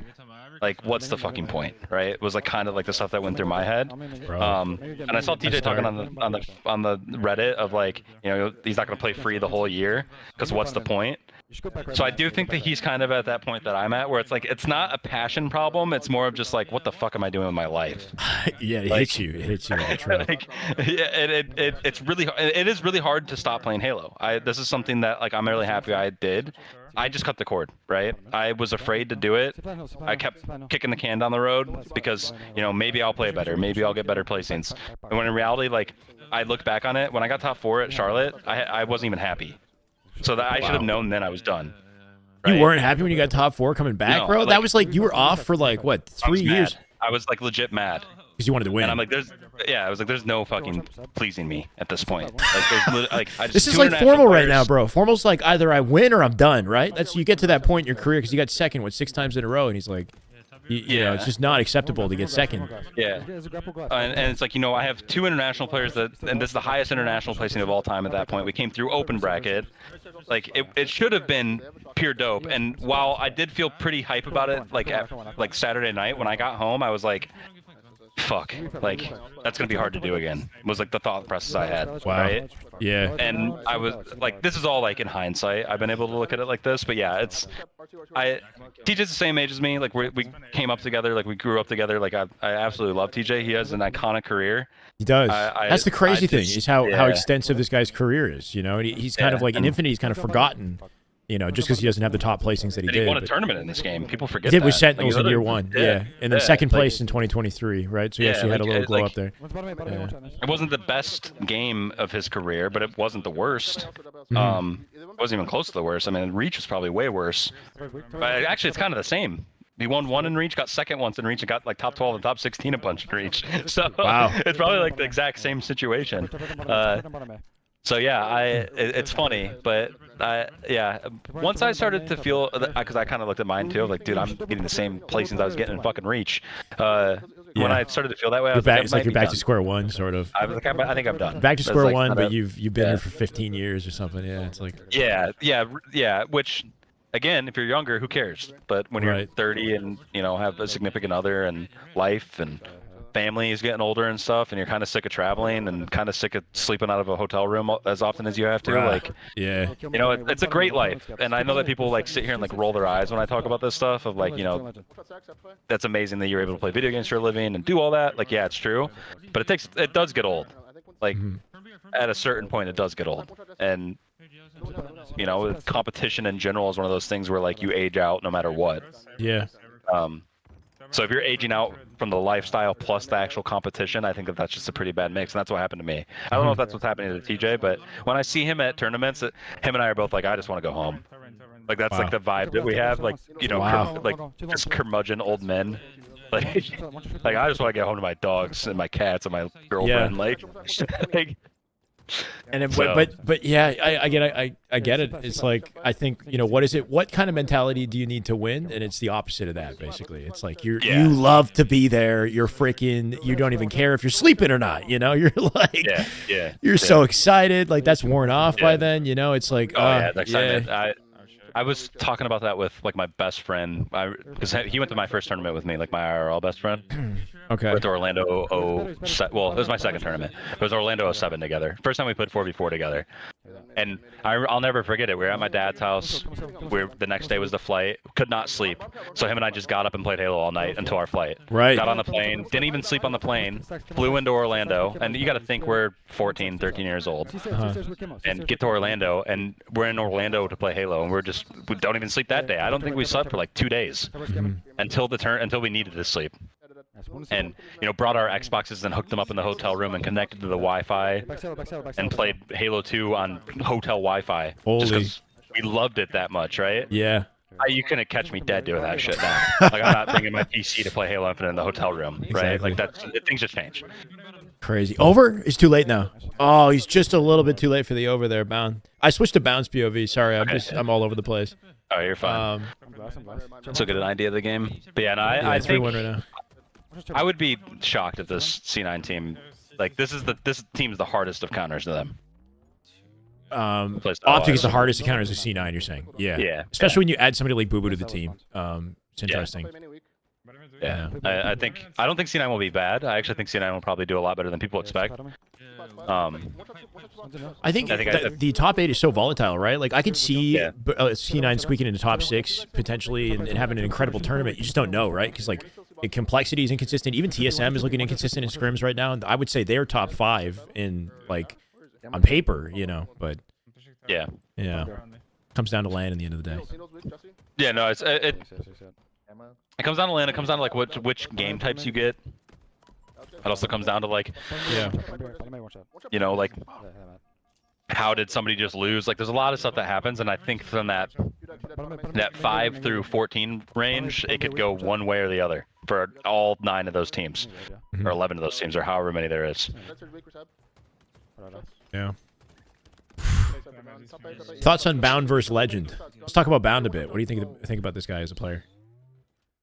I mean, he's definitely grown a lot. I think last year specifically he grew a lot. I think he cut down on a lot of his like scammy stuff that he would do, where like he just kind of can't sit still and like just always needs to be moving. He's gotten a lot more disciplined as a player. Yeah. I think you notice that whenever you watch him now. But yeah, I mean, it's just guy's just good at Halo. Like just good movement, plays his life well. He's tricky. Like right here. Shoots straight. Yeah. Yeah. Like the way he's just, like, burning grapple and just taking these fights and it's just like. But it's like the weird thing with Bounce POV is when you watch his POV, like it doesn't look. He's one of those ones that like playing against him is where you really notice it. Okay. Whereas like you can watch some people like, God, that guy's really good, and obviously you watch him out and you're like, God, that guy's really good. But I actually think that when I watch him, like I don't think he's as good as he actually is. When you play him. Interesting. What is it about when playing him that makes him seem so much better? He's so hard to kill. Like he's in these situations and he just like doesn't ever die when he doesn't need to. Yep. Which kind of goes back to the cutting out on the scamming stuff that I was talking about. Like that was something. I mean, he's the ultimate like scammer in that regard. Like he's gotten better at it. Like you said. Yeah, I think he's actually kind of tightened it up completely. Yeah. And doesn't really make those mistakes at all. And like a good example is that C9 series when they should have got top 12. Like he should have bound before Eco and Stellar will die in that situation. Right. And he gave his commentary on that too. Like he was playing like a maniac in that. He was a dipshit for that play. He was jump challenging the freaking sniper in the. He's an idiot for that. Right, he should be dead for that. But like he made him nervous though. If you guys saw that series, C9 almost brought SSG out in top 12, right? And it was down to 1 kill. Really, it was Manny or no? It was Septify with the sniper. And Bound is like jump challenge in a like an obvious way, and we get blamed in any other Keydor in any other circumstances would have gotten blamed, but it was a battle of ego, if anything, and he made him nervous, I guess. Oh, I watched him make that play, and I was like, dude, this is so stupid. And then somehow he lives to all the nades as well. That's the even crazier part. Like not getting peeled.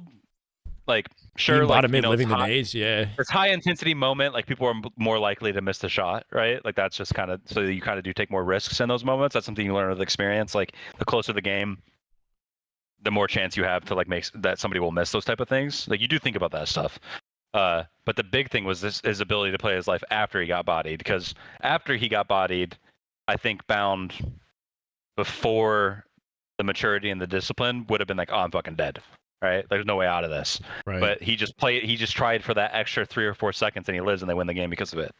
That's not my Steam, by the way, guys. That's Legends Steam, or that's Bound's Steam. Sorry, that's Bound's Steam. That's not mine.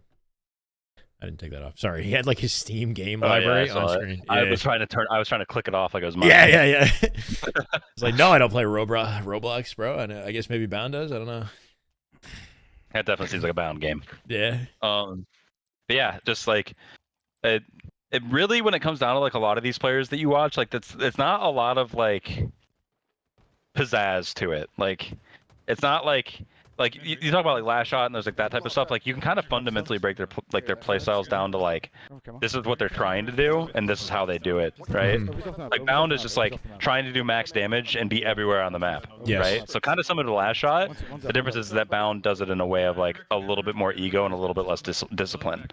But he gets away with stuff that I feel like last shot wouldn't even attempt, right? Like I feel like Bound has this maniac quality of like he'll go for something that he shouldn't be able to get away with, but he'll find a way to do it.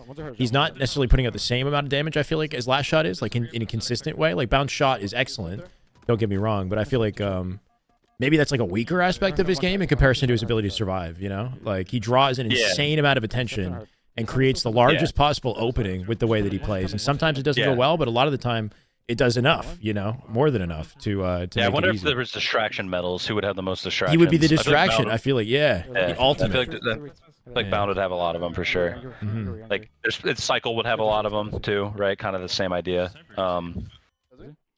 Yeah, that's one medal I kind of wish was. I would use that in Halo 5. Of like, Is there who there has the isn't most one in distractions Infinite? on this team? Is there? No. Didn't There's Halo not. have a distraction medal, or am I tripping? Halo 5. Yeah, Halo 5 I would has use- a distraction medal. I would use it in Halo 5 and be like, yo, against this team, like this guy gets like, on average, like 20 more distractions. Like, don't fall for his shit. That's a huge component, honestly, Yeah. in your ability, like what you've done, your impact on the game. That's a huge component. That's actually interesting.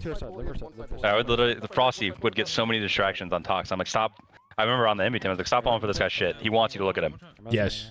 Like, that's obviously, like, he may not be thinking that in the moment, but this guy has, I think I remember, like, after one scrim, and they were only like 12 game scrims, he had like 75 distractions or something. Wow. I'm like, dude, this guy is just baiting the fuck out of people. 75 distractions. That's crazy. Like, he's just baiting you into staying in a fight to die. Yes. That's yes. all he's doing. Yeah. And I feel like That Bound happens a excels lot at in this that more game. than anybody in this game. Yeah. Because he's just I'd be so crazy on interested the to map. Yeah. Cycle does it a lot, though, too. So, 100%, 100%. But that's what fundamentally does Ego. changes the speed of this team. It's like it's the duo. It's the Legend Bound duo. Like what would you say about Legend in comparison to Bound? Because I feel like Legend's not going to take the same risks, but Legend is way more disciplined. Like as a comparison, like he's efficient. He's got the cracked ability. He's got speed, but he's not taking the same type of risks. You know? yeah, I think I like about Legend personally, like just watching his POV is again not a lot of pizzazz, but like it's just like kind of basic Halo, like good objective, good shot, good damage, good movement, good positioning, good comms, good team, like all of it is above average. Like he's like a 90 plus on everything, right? Where like, you know, it's like some people may have downfalls and stuff. It's like Legend is hard to kill in a 1v1. He's going to do a lot of objective, probably the most on his team. He's going to do a lot of damage. Yep. Probably top 2 to 3 on his team. And he's probably not going to have the most deaths. He's probably not going to have the least deaths. He's probably not going to have the most kills. He's probably not going to have the least kills, right? He's just a very, like, kind of what Lethal was for a long time. Like, just kind of 90 plus on everything. Like, Interesting. does a lot of objective, hits his shots, doesn't die when he doesn't need to. Ogre 2 was this way for a long time. Trying to think of other players like that. Kind of Lunchbox was very much that. Like probably the like Lunchbox is the excellent. for that. prototype. Yeah. Probably the prototype for that playstyle. Interesting. So yeah, just like I feel like Legend With- almost takes it up a with the notch in game is- his like just I don't know his 1v1 ability. Like his ability to win 1v1s is like I feel like I would gamble on it's him very winning good. a fight over like anybody in the scene, honestly, because there's just something about Yeah. his consistency in winning pivs. Yeah. yeah, that's something people don't know about Lunch though. That guy was one of the hardest 1v1s. Really? Yes. Lunch, like, that guy, he would get consistently slept on, I think, right? Because Roy would steal all the aggro. yeah, because Roy's just shooting straight as fuck. Like, Roy's yeah. getting It's easy to overkills, tell. but Yeah, it's yeah. It's like Jason's like, all right, dude, I'll run the flag and win this fight that you didn't kill after the four. Like he was that guy. Right. And that's yeah, that's he left what his like spotlight Snakebite photos is to Royal 2 in a way, right? That's why it's Yeah. kind of weird that they split because Snakebite was kinda they're that. a yin and yang, right? Snakebite is like overplays the OBJ, and then Royal 2 is like won't touch it. He's just like shitting on everything. Yeah. It's very interesting. Yeah. What makes the ultimate duo? You guys balance each other out.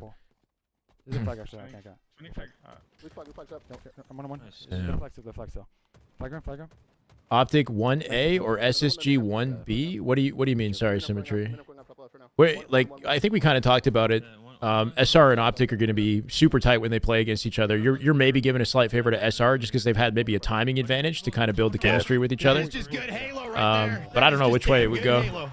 Quinferno, thank you for the 1 month. Appreciate it, brother. Welcome. I think Optic probably wins flags against SR. I think SR probably wins the bombs, probably wins the strongholds, probably wins. It probably wins the bombs, probably wins the strongholds. Hill is probably like 50-50, I would say. I do think this Optic team will be the best flag team in the game. Like by I think far. they will. Yeah. I'm actually surprised C9 has a flag on them, for the record. Like, Optic goes 3-0 on this map consistently, right? And it's fast, too. This is like their best like map. playing well on this. Like, Yeah. right This now, is a they team have play. gap. This is C9 playing well. Yeah, that's what this is. It's about to end, too. Yeah. So I think they'll be the best flag team in the game. I think so, too. I think especially with Legend on your team, I think too. Shopify will be the best strongholds team in the game, though. Like, Interesting. for sure. Best Strongholds team. Okay. Yeah. There's only 2 Strongholds maps. You get it less often, right? Just like statistically. Yeah. Yeah. And As ball, yeah, I don't know. Ball Optic. You said so. Optic stats in ball are 32-1 in rounds, apparently, right? In their scrims. Yeah, unless they've won more since then, but yeah, should be. So Optic is near flawless in oddball scrims, basically, not even dropping rounds. Yeah. That's crazy. The total scrim score has got to be at least 9 or 10-0 at this point. C9 has not gotten a game, and I'm not sure they will at this rate. 34-1 is Optic's oddball rounds statistic. That's crazy. Twin Inferno says, ask Mikwen about Strong Side's playstyle. I'm also well into my 30s now. I used to love watching his POV. Side. That's a throwback.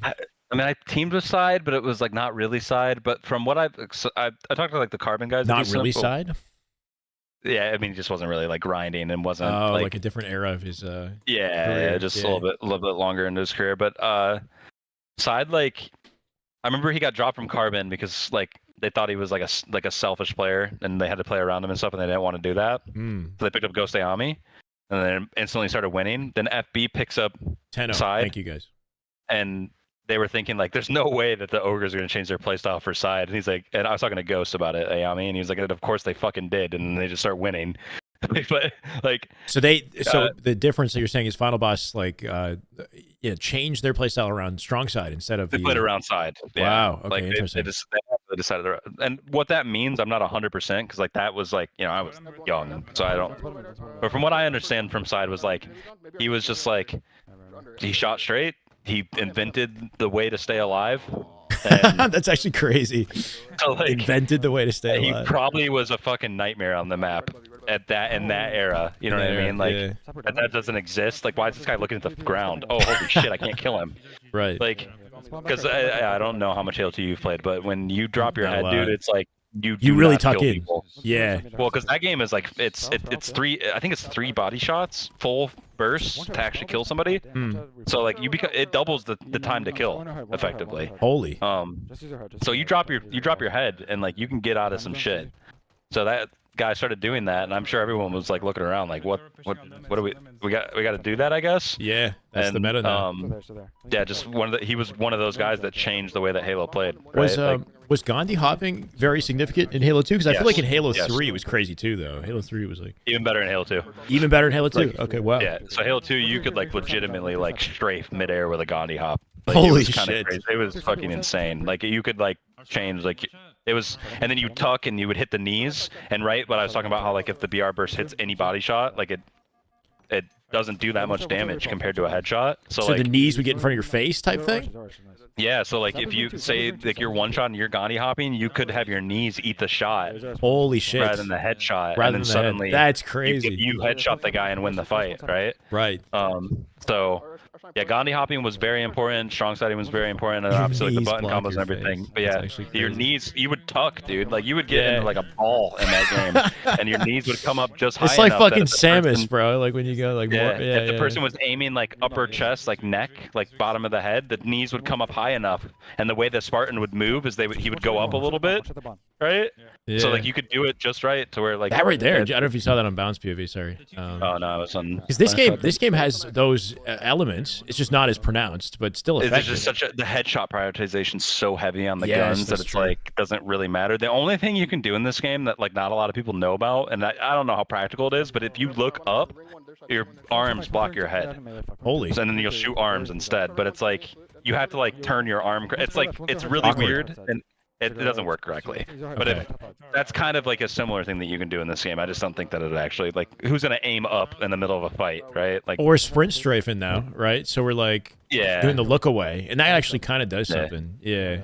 Yeah, but that just throws off your aim. That doesn't throws actually off the make aim. like a That's bullet. what it is. All of it's about throwing off aim. It's like you shake a lot when you Gandhi hop, but it's not going to stop the headshot prioritization. Just going to throw off the aim. Make them panic. Yeah, whereas this stuff in like classic Halos like legitimately made the person just not hit the headshot even though they hit you. Right. That's crazy. That's it's a weird nuance thing that like it also like tricked people into thinking they were shooting really straight even though they weren't winning a lot of their fights. Something that I think it's like it's one of those things where like it throws off aim and like that's a skill gap, but it's actually really bad for people because when people start like missing like that they feel really shitty. So it's just like one of those weird like game dev things that I go through in my brain like what's better. So you're saying that the way that the mechanic worked, like strong siding and Gandhi hopping, like even you're still shooting then. Yeah, even from the loser's perspective, it didn't I guess it wasn't as negative of an experience. Yeah, because you it's felt like you're still shooting him. straight. You're like, holy shit, how did I not kill him? And you Whereas, respect like, it too, because he like Yeah. took that layer to block the shot, but you're still hitting headshot. Yeah, yeah, interesting. But in Infinite, like you're literally just like missing, and you're like, oh my god, I'm dog shit. And that's demoralizing. Yeah. Yeah, like, that's the. Like, That's actually that's mind games. Yeah. That's stuff I learned in like when I was at 343, like talking about this type of stuff, like game dev. Like you can make a choice that gives the same outcome, right? Like it basically says, hey, this is gonna link protects the player but doesn't demoralize the opponent. Yeah. Yeah, exactly. That's crazy. It was stuff that I would think about like that. Like psychology is really important, and you'll see that in like game dev a lot, where like people will make an active decision of like, well, couldn't they have just done it this way? I mean, a good example in Infinite as well is like a big mistake I think we made in this game. Like the shotgun not one-shotting, I think is horrible. I think getting one-shot melee'd feels far worse than getting just a one-shot instant blast. kills. Oh. Because that timing between getting shot and melee'd gives you hope. Like just a little bit of hope that you might be able to melee him or something, and then you die. Whereas if you get one tap, you're like, what the fuck? Okay, whatever, right? Like that, it makes you goldfish. Yeah. Whereas like getting punched, like the shot melee just like feels really bad in any game, right? Like I think if any game that's had something like that, you're like, what the fuck just happened to me? That's like, such an interesting dynamic. Like you want skill expression in games, but you want it to play out in a way that inspires you and like has you tip your opponent when he pops off and kills you with it, you know? Like yeah. where it's satisfying, the skill expression, not like where you feel like you got cheesed out of a gunfight. This is BS, you know, which there's a fine line between it. Like you're saying with the Bulldog, it's like a tiny little mental thing. Getting beat down is like more frustrating than somebody like having the skill to one-shot blast you, kind of, you know? Well, it's also just like it's done and over with when you get one shot. That too, right? I guess. Yeah, there's no it's like playability. the immediate aspect of it is like, shit, okay, whatever. Like you just kind of move on right away. I got killed by It's rockets. It's one shot. Yeah. I can't do anything about it. Yeah. Yeah. Or like you get sniped, right? Like where the fuck did I just get sniped? Oh, okay, right. Yeah. But like that was something that this is where the conversation really actually occurred the most. It's like Halo 2, you get double body shot a lot, and people didn't like that. That's why they slowed down the rate of fire rate. was so fast. In H2. And they slowed down the fire rate on in Halo 3. But it's like if you look at it from an actual like tactical perspective, that fast fire rate and people being able to double body shot actually created like this really interesting situation where like you could have somebody that was sniping that was a good sniper but they body shot a lot, so therefore they got half the kills of somebody who headshot a lot, right? Just looking at like ammo efficiency and things like that. Right. And it's like then they slow it down and it's like then suddenly this is where it's like you can like kind of trick it of like here's a skill gap of like, but the skill floor comes down. Halo 2 skill floor on sniper was really low, but the skill ceiling was really high. Right. Halo 3 skill ceiling was really high and skill floor was really high. Correct. So it made this situation where like, you know, people looked at the sniper and were like, holy shit, that guy's good with snipe. I suck with it. I don't even want to use it. And I'm of the camp that you kind of want to design things to. You never want to push people away from using things. Low floor, high ceiling. Yeah, you never want somebody to be like, I suck with this thing. That was You never Halo want 5's a player to problem. say that. High floor, high ceiling as well. Yeah. And obviously, there's really big benefits that come from that. Like, Oh yeah. you know, As you a get a really competitive wide player, skill gap. you appreciate Yes. it. Yeah. Yeah, Mancy, this thank is you me. for This is me speaking strictly on the fact of like, you know, like what is more popular, effectively. Like, yes. Low floor, high ceiling. Yeah, it's more popular. Yeah. And it's really, really hard to figure that out. And 100%. a lot of the times what happens is as you're building a competitive game, you start to raise your skill floor a little bit too high. Almost every time. Yeah. I think if you look at like Valorant and League, like Pros those guys appreciate it, are but really- everybody else just kind of F's off. They're like, screw that. Yep. And yeah, it's just it's fun to like think about that type of stuff because you can look at almost any gun that you probably play with and be like, you know, kind of what I was going through of like, how can you make this thing easier? And like they probably thought of it, right? And they decided not to do it for whatever reason. So much nuance to this shit, man. It's so interesting, though. Holy crap. We're talking to Mikwen. Guys, we're talking to Mikwen. If you guys don't know Mikwen, he's been a Halo pro for a long time. And now he's gracing us with his knowledge, bro. You got like a lot of insider knowledge, which is perfect, right? Because it's like you've been a pro player, but you worked at 3432, which I'm not sure a lot of people know, but like how many years? Like 3 years you spent working and like seeing the dev side of the game. And that gives you 2.5. That gives you a whole different perspective on like what goes into creating these games and the this kind of dialogue that we're having is like, yeah, what's addicting? Like what's exciting about the skill expression in the game? How do you do it correctly, you know, in a way that like makes the game popular, but also is satisfying and has replayability for the guys who grinded the most. So interesting. Yeah, like and top down, like all the people I respect the most, I just call it the sauce. Like, how do you make the sauce? The sauce, okay. And like that's that's like if this game has the sauce, like, and you can feel it every time a game has the sauce, right? Like Melee, right? I think it's a game that has the 100%. sauce. Oh yeah. Like you just play that and you're like, yeah, this game's fucking got it, right? So good. Anybody Anybody can pick up Melee, time. but it's just like the depth is endless, bro. Yeah. Yeah, and I mean, there's games even today that like I'll pop on and I'll be like, dude, it's like I like it, but it just something's missing. And you know, even at like the more like not competitive, but like Path of Exile 2 just dropped, right? And Path of Exile 1's like one of my favorite games ever, but Path of Exile 2 just like improved everything. And friends of mine that didn't like Path of Exile 1 like Path of Exile 2 just because they gave it the sauce. Like rather than just like this loot.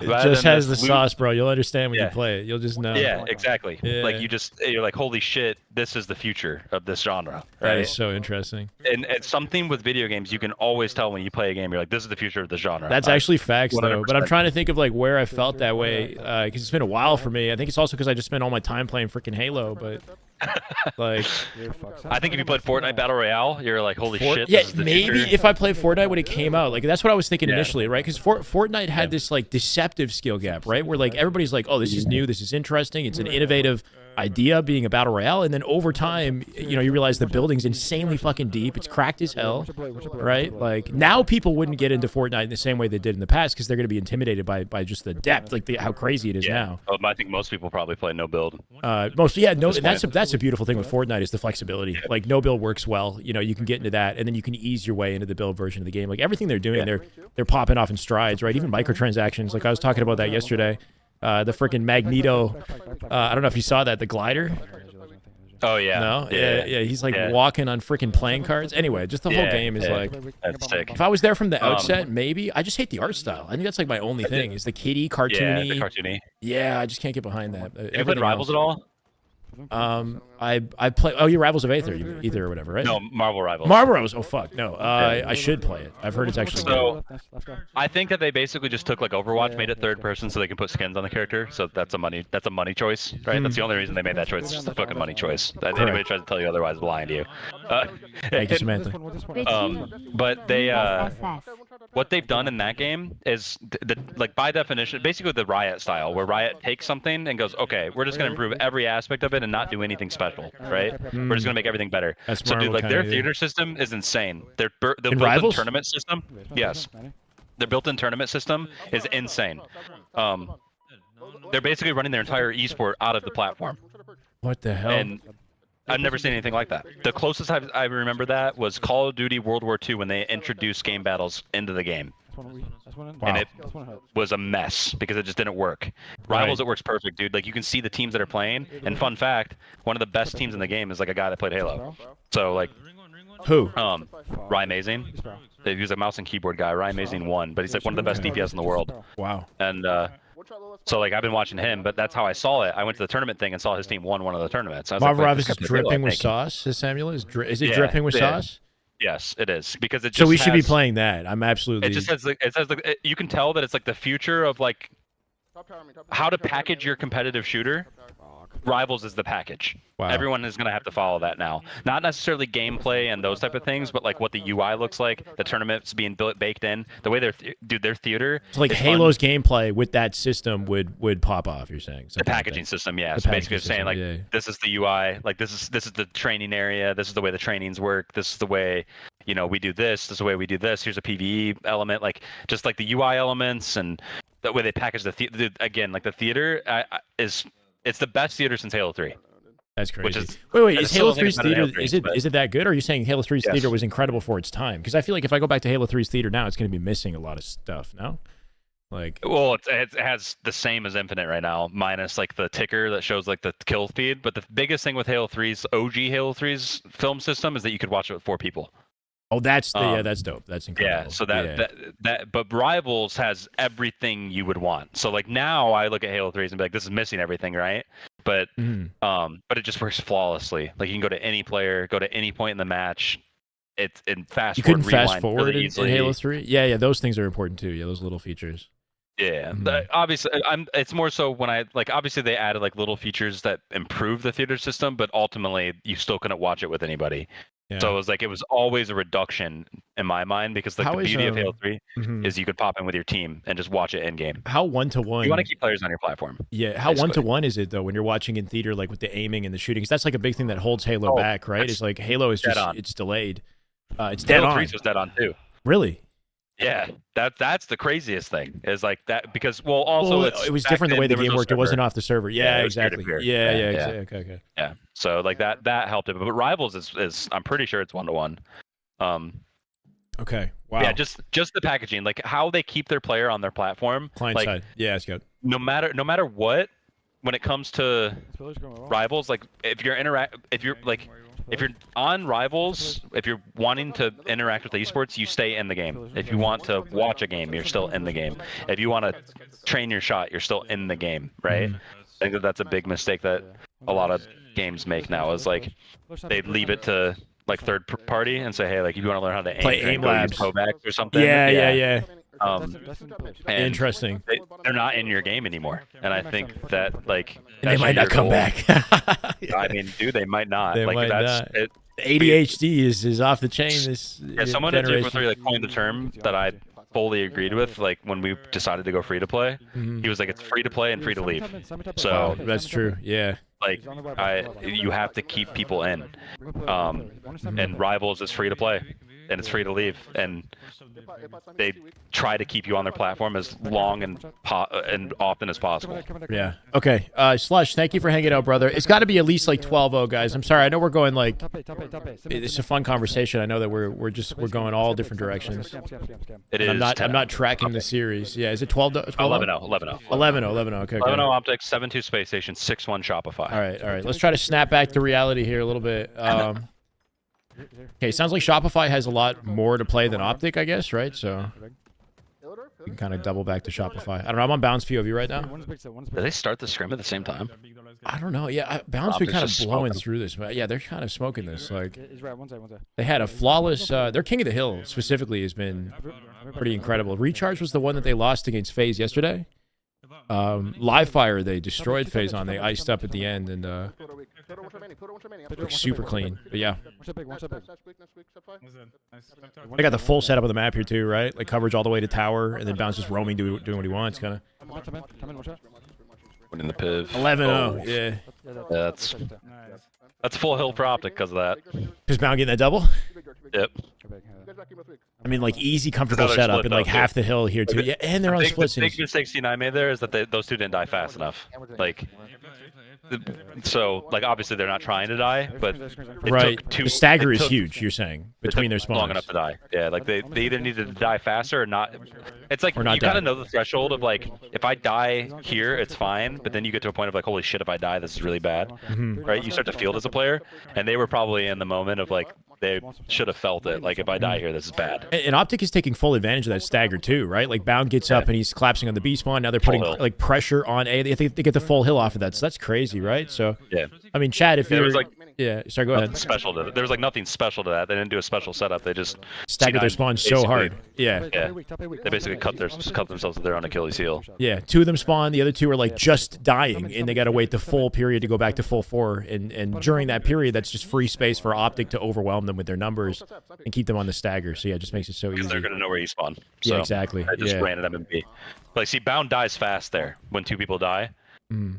It does, I don't know if he did it actively. He gets a trade out of it, which is big. But he also he took the fight. Kind of like the So now Ryan he's gonna Noob be- strat or whatever. What was that about Ryan Noob? Like strategically dying or something? Oh, So he would suicide for spawns. he would but suicide for spawns. Ryan Okay. also did believe that in this game that like if you died too late, like you fuck your team. If you die like, too late. what- Interesting. And so like I played with Sometimes Flex, like he isn't the he- strat to stay alive a lot of the time though too, right? Because it's like there's that dynamic of like you want to stay alive as long as you can because you give opportunities to your If you're teammates. last guy, you want to stay alive, but that means like literally tucking, like getting in a corner and like Not making them fighting either shit, push yeah. for you, or you're getting your team to spawn. That's like what will happen. If there's two of you alive, and two of you just went dead, like if you die within like 2 seconds, that's fine. But fine, after yeah. that 2 seconds, you need to live. It's 11-0, Viltramine.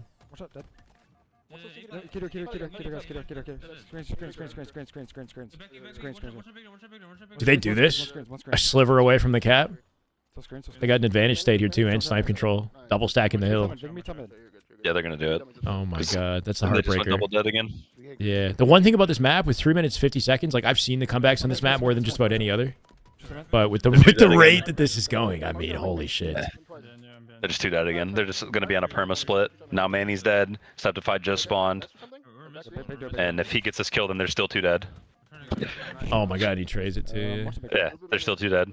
Still 2 dead. Now Manny's up. And they Hey, get picks. Batch. Now they're 3 up finally. And look, now they're 3 up and they're actually like pushing Optic back. That's it. It This really is their is chance like, to, but then they lose camo in exchange if they don't. Okay, no, take it back. they're about to go 2 dead though, because this is where like skill gets involved, right? Sab wins it though. They get camo. Yeah, like you really watch it and you see that type of stuff of like, dude, you guys are just fighting down a man the entire time. Like, why do you keep doing this? What do you it's do then? simple. You like strategically wait then, so for your team to spawn? Like, how do you do it? Optics, like they're not letting you breathe. Like he just split spawn or Yeah. turbine, right? He just kills them. Yeah, so with like Optic, what they're doing is they just play their life. You saw like they never got into a situation where like 2 of them were dying while their teammates were dead, right? So like now, see, they're all 4 alive. C9's all 4 alive. Now they're 1 down, but you know they're staggered right now. But it's just one of those things where it's like, you know, if they get a pick, which they're about to, okay, so now they're up in numbers, down in numbers. They're just probably looking at numbers, but now they're up in numbers again, right? But it's like Renegade? at worst for Optic, it's Mixie, or they win the trade out, which they just won the trade out, not the 1v1 on hill. Yeah. But yeah, when you're like in that situation, it's like you have to recognize when you're C9 of like, I need to go die here so that like I don't fuck my team, basically. That is something with Infinite has really caused that compared to past Halos. Is it the Yeah, I speed mean, of they're play and the fact that you can slide around the map, like you know, just how quickly you can capitalize on I think it's also the map spawns? design, like lack of spawns and lack of areas to spawn in, the amount of cover, Right. how fast you can get between spawns. Yep. This is the hill that they lost last time against FaZe. Interestingly, is there something about this hill? Do you think that like makes it more It's challenging to open and fight for? and you're It's more tucked open. in the corner. Yeah. So like, and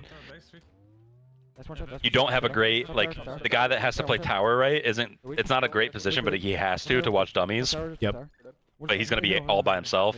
There's just a lot of points of attack where they can come big door, pillars, white wall, tower, C plat, elbow. Like they can Great come from a breakthrough. lot of positions. Yeah. Yeah. I got so much mileage off that life just going out through dice there and dropping in hill. Yeah, the best setups on this, from what I've seen, are like literally like all 4 like green. Like you have like 2 All in the 4 hill. green? I thought it's like B, Yeah. nest, Well, tower, and so, hill, like, something like that. No, Yeah, but so like it's like literally straight line, like 2 in the hill, 1 in green, like hiding, watching like pillar door, and another guy like big door or hiding back green.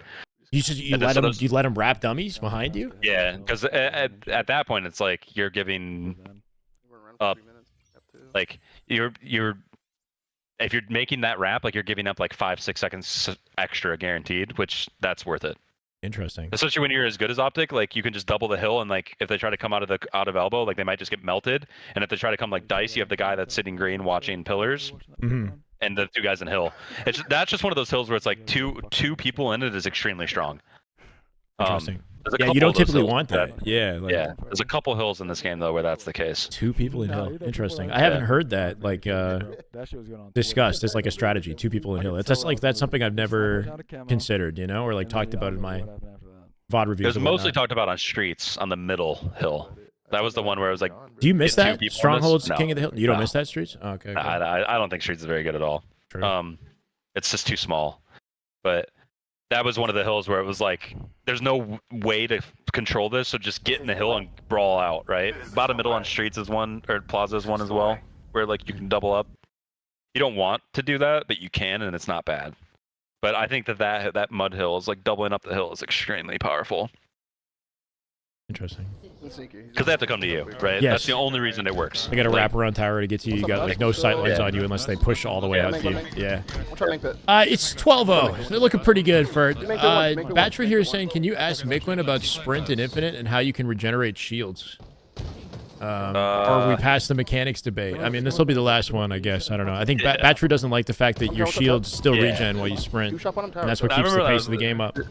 Yeah, that was a conversation. Like, I think that's only a problem because curb sliding is as powerful as it is, because the sprint's so weak, right? So On its own, yeah. like, If it was just the sprint, you probably would just 4 the guy or 5 the guy at this point, like with ease, right? Like, regardless if he's getting or like.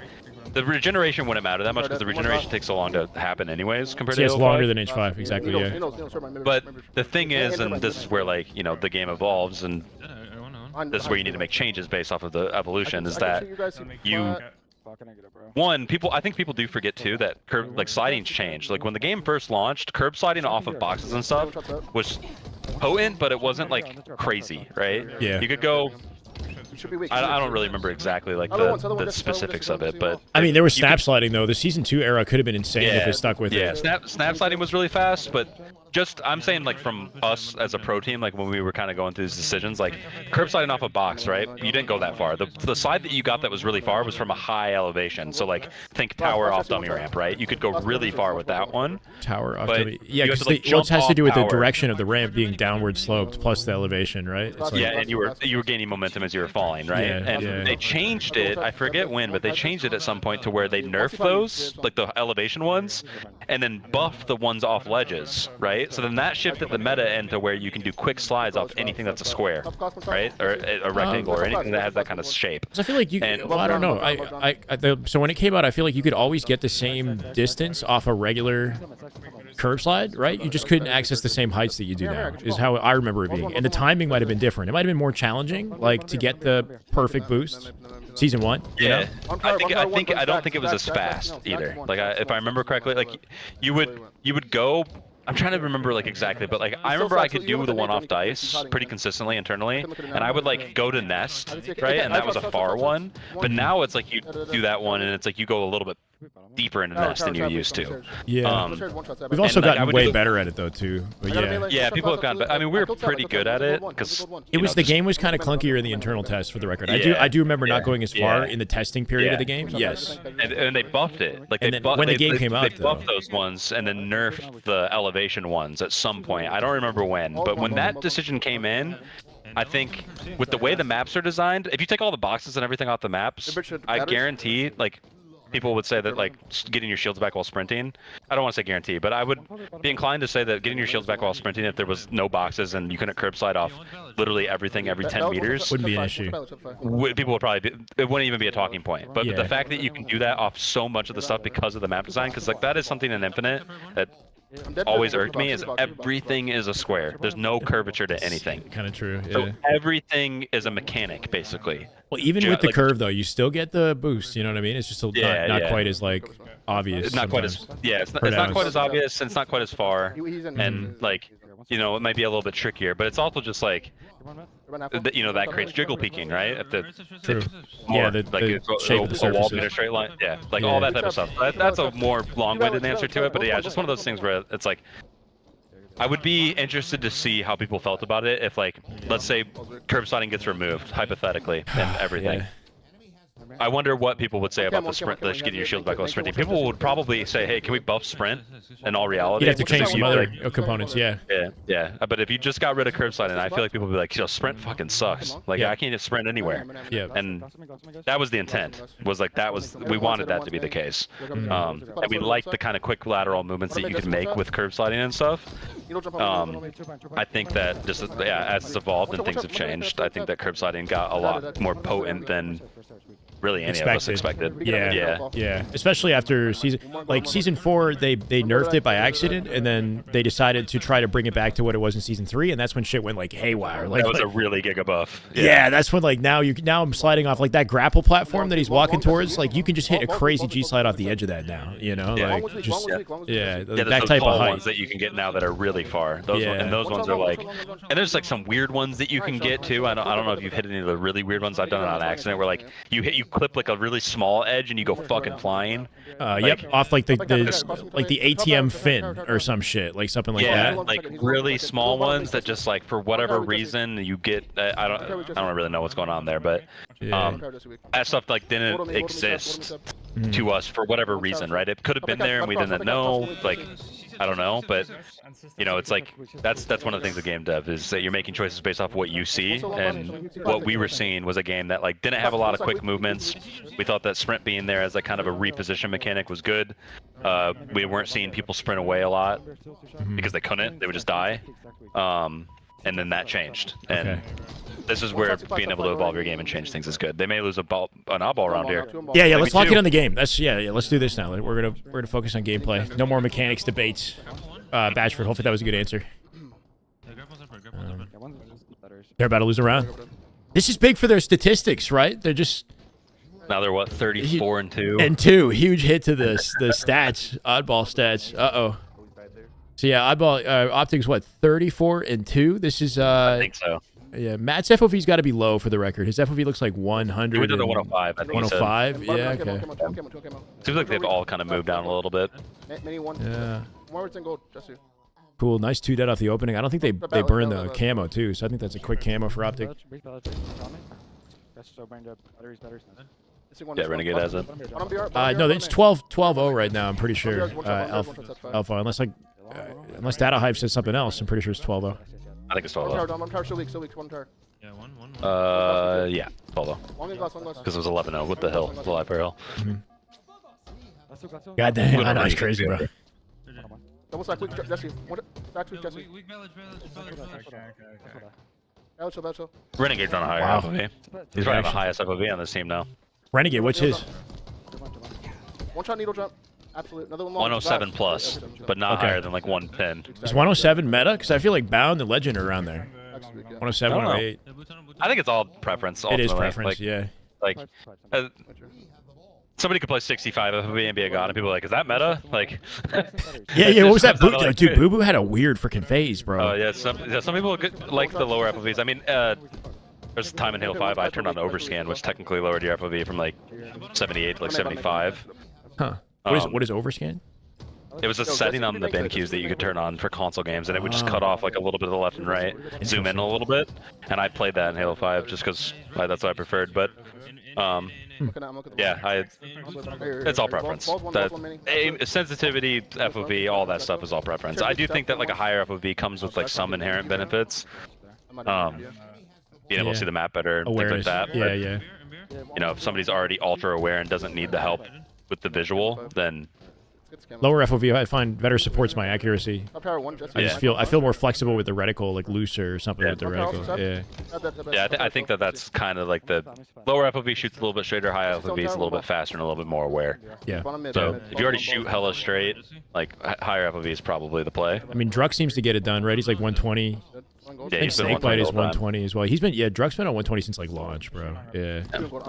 The Snakebite, I don't count though. I watched that guy switch his button layout in the middle of the tournament. Like, Yeah. A lot of these guys change constantly too. Yeah. you gotta remember Halo 3, he like switched to boxer.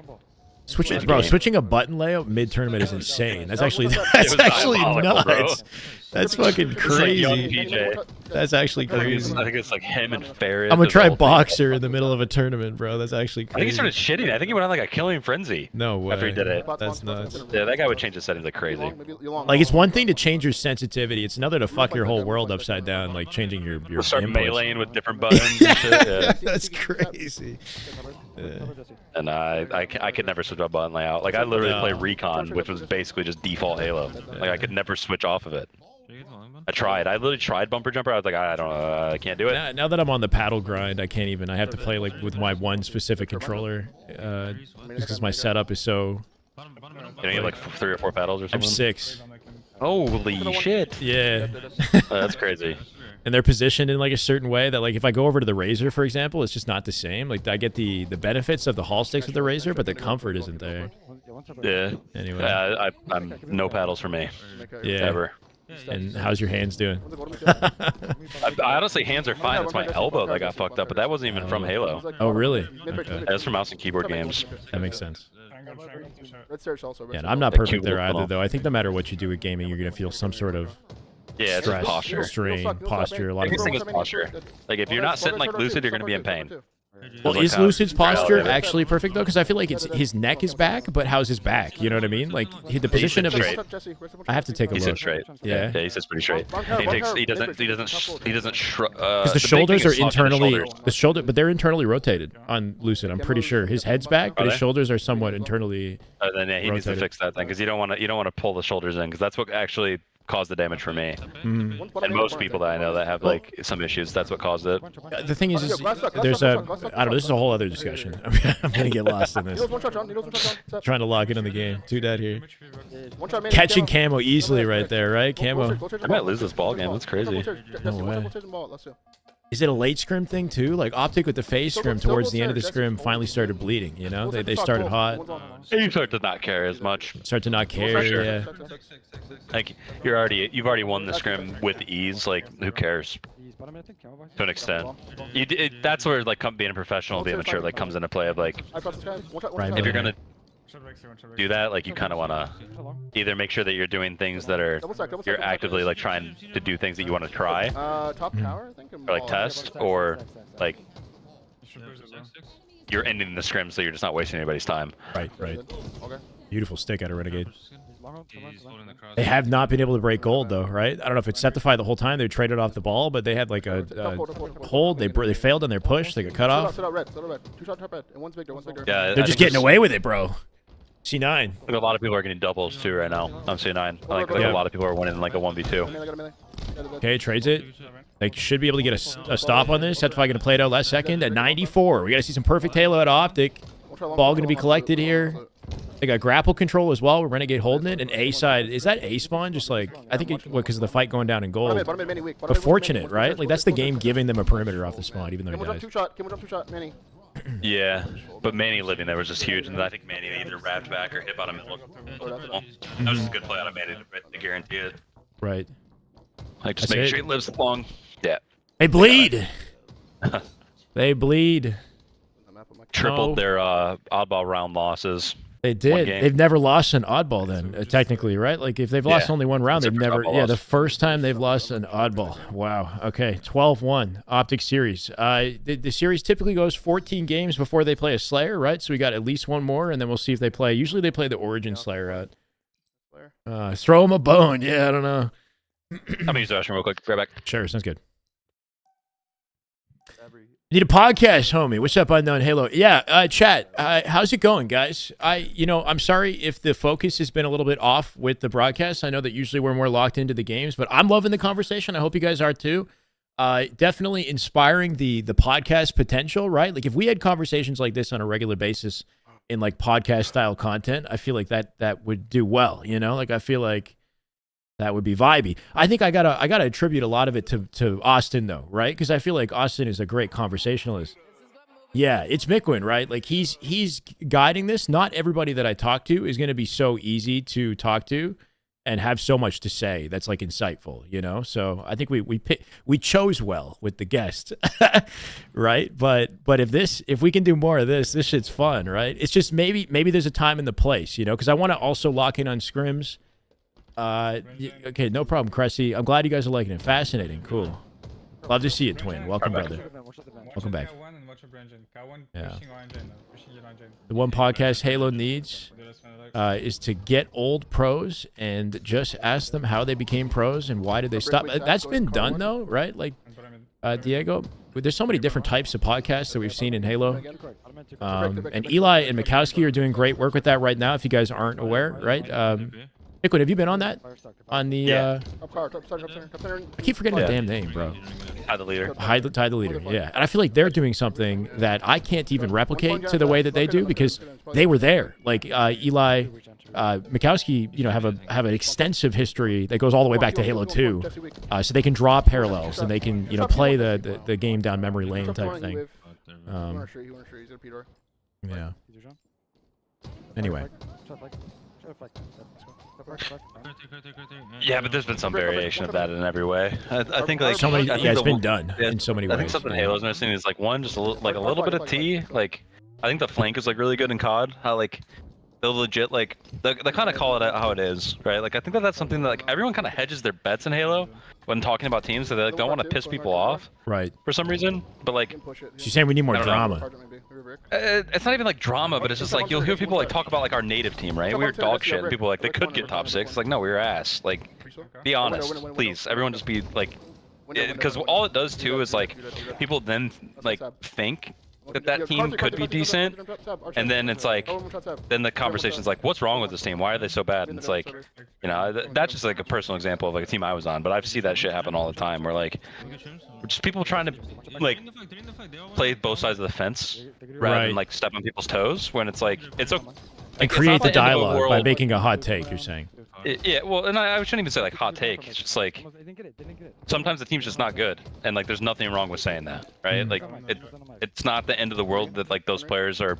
It doesn't mean those players are bad. It doesn't mean that calling a spade, like being more blunt with. Yeah, and because it creates like right now what happens is like everyone obviously understands that there's 3 teams, right? FaZe could be in the mix as well, but everyone understands there's 3 teams and they talk about that. But then it's like then when you go talk about the teams outside of that, like everyone's just like, I get that they like don't want to like shit on them because it's like dog shit, bro. Yeah, but it's like yeah, they got potential. Yeah, I don't know, you know, maybe. That's something I like respect that like what like Clutch does on the broadcast. Like he'll see a team like that's about to play, Clutch like, is that's exactly who I thought of. Is Clutch is the guy who won't pull the punches. Yeah, exactly. Yeah, he won't swear maybe because he can't, but yeah, well sometimes he does. But yeah, off broadcast he does. Yeah. He's hit a couple on stream on accident, but he has. You're right. He has. Yeah, he'll save. I think he'll save like 1 or 2 fucks for a broadcast, like strategically. Yeah. But yeah, so I think it's just one of those things where like you know I wish there was a little bit more conversation there because it's like I think something that, like I don't know if you paid attention to COD at all right now, but like the Optic team is really struggling and like they're like 0-9 or something is what I saw. Maybe that changed. People actually like talk about it candidly was like really refreshing. Like you know, I think it's happening like with SSG right now. Like is SSG playing as well as like people would want them to? That's a conversation. Yeah. My God. And like is SSG playing as well as they want to? Probably not. Definitely is it the end of the world? No. Like it's just more nuance to it. Like people are like in like the middle or in like the conversation of like this team's shit. They're like gonna suck all year. And it's like well we're 2 weeks into the season, so can we get blunt with SSG? Should we create some tea right now? Is that what you're trying to say? Like, no. Are they old and washed, Mikwen? Are they old and washed? No. With them it's just a little bit too early to tell. They're gonna be the slowest burn though. They are. It makes sense that they're coming out the gate slow to me because of the way that their team composition kind of is. It's just not like people. They have to change the way that they're used to playing to make it work with this team, right? Because based on just the teammates they've had in the past and how they've had to play in the past, anyway. Yeah, and like I stand by my take with them. I think that they're going to be the team that, like, when they're in a close game, they're going to win a high percentage of those. So they're like Optic of last year, basically. Their obstacle is going to be keeping games close, so they can put themselves in the best position to win. Not letting it snowball out of their hands. That's going to be their biggest thing to overcome. If they can figure that out, they're going to be probably technically the hardest team to beat, but they're going to have the closest series against teams that aren't Optic and SR. Like they might go to a game 5 with C9 or something, right? But they're going to edge it out. But they're capable of doing that against Optic as well. So as long as they keep games close, like, and they can figure out how to keep every single game close, that team will be like extremely clutch. That is something with that team that like people aren't looking at, like the nuance of that. But yeah, I mean, it's like R3, our side. Are they gonna like just run away with games and go 34-1 in oddball rounds? Probably not. That's just not the team they are. Like it's kind of like American football. Like people talking about the Chiefs, like they win every game, and the Eagles are just like a god roster, right? If that game was close, the Chiefs might win the Super Bowl, right? It's like kind of the conversation that would happen. But the Eagles were the most likely to run away with it. SG's kind of the Chiefs in my mind. Like experienced, know how to win games. They're gonna edge out like a lot of the close games. Yep. But if anybody shits on them, they're gonna lose. Like they're capable of getting shit on. Yeah, they're not going to be able to pick it up. Yeah, in the same way. Interesting. And I feel like that does sort of parallel Optic to an extent, though, like their playstyle previous season, where they were so consistent in, games that were close, I guess, right? Like, what's their win potential in a game that stays close? That's an interesting statistic to think about. I think from watching, like SSG's kind of stayed true to that too. Like when the closer games, like I see them win them more often than not. Like obviously they're not going to win all of them. Like I'm not trying to say that these guys are the iciest people on planet Earth. Like right. Like they're not. Like even Jordan missed game-winning shots, right? Yeah. Like some people are going to miss, and some people aren't going to win the close games. But I do think that like the percentage of close games that they're going to win is going to be abnormally higher than other teams. Do you think that the average age of the roster in comparison to SR and Optic has anything to do with like maybe play styles, but like anything to do with their potential this year? Like, is there, I don't know, is there like a valid argument there? Like the fact that they're all seasoned veteran players and Yeah. yeah, maybe even support style players in some regards too.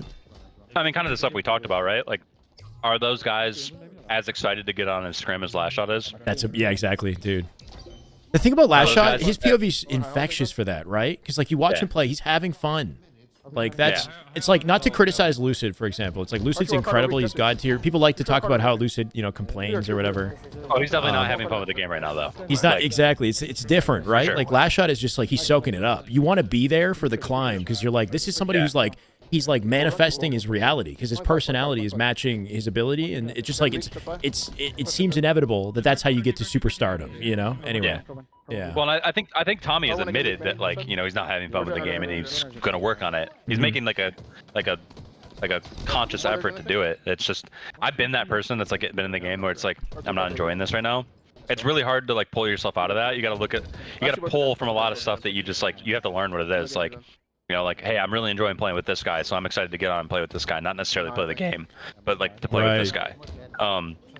Where do you draw like, your passion from? Yeah, you gotta like find reasons, like make up reasons as to why you're enjoying it, and that is like kind of create enemies in your mind, bro. Create the rival. Sure. Yeah, actually though, wait, wouldn't Jordan did that? That's what Jordan did, right? Yeah, that's exactly it. He would like would get trash talked, or he would make that up in his mind as a source of like motivation to create a rival that's not even there. Yeah, just to give himself that extra motivation, like. And I'm not saying they need to do that, but like.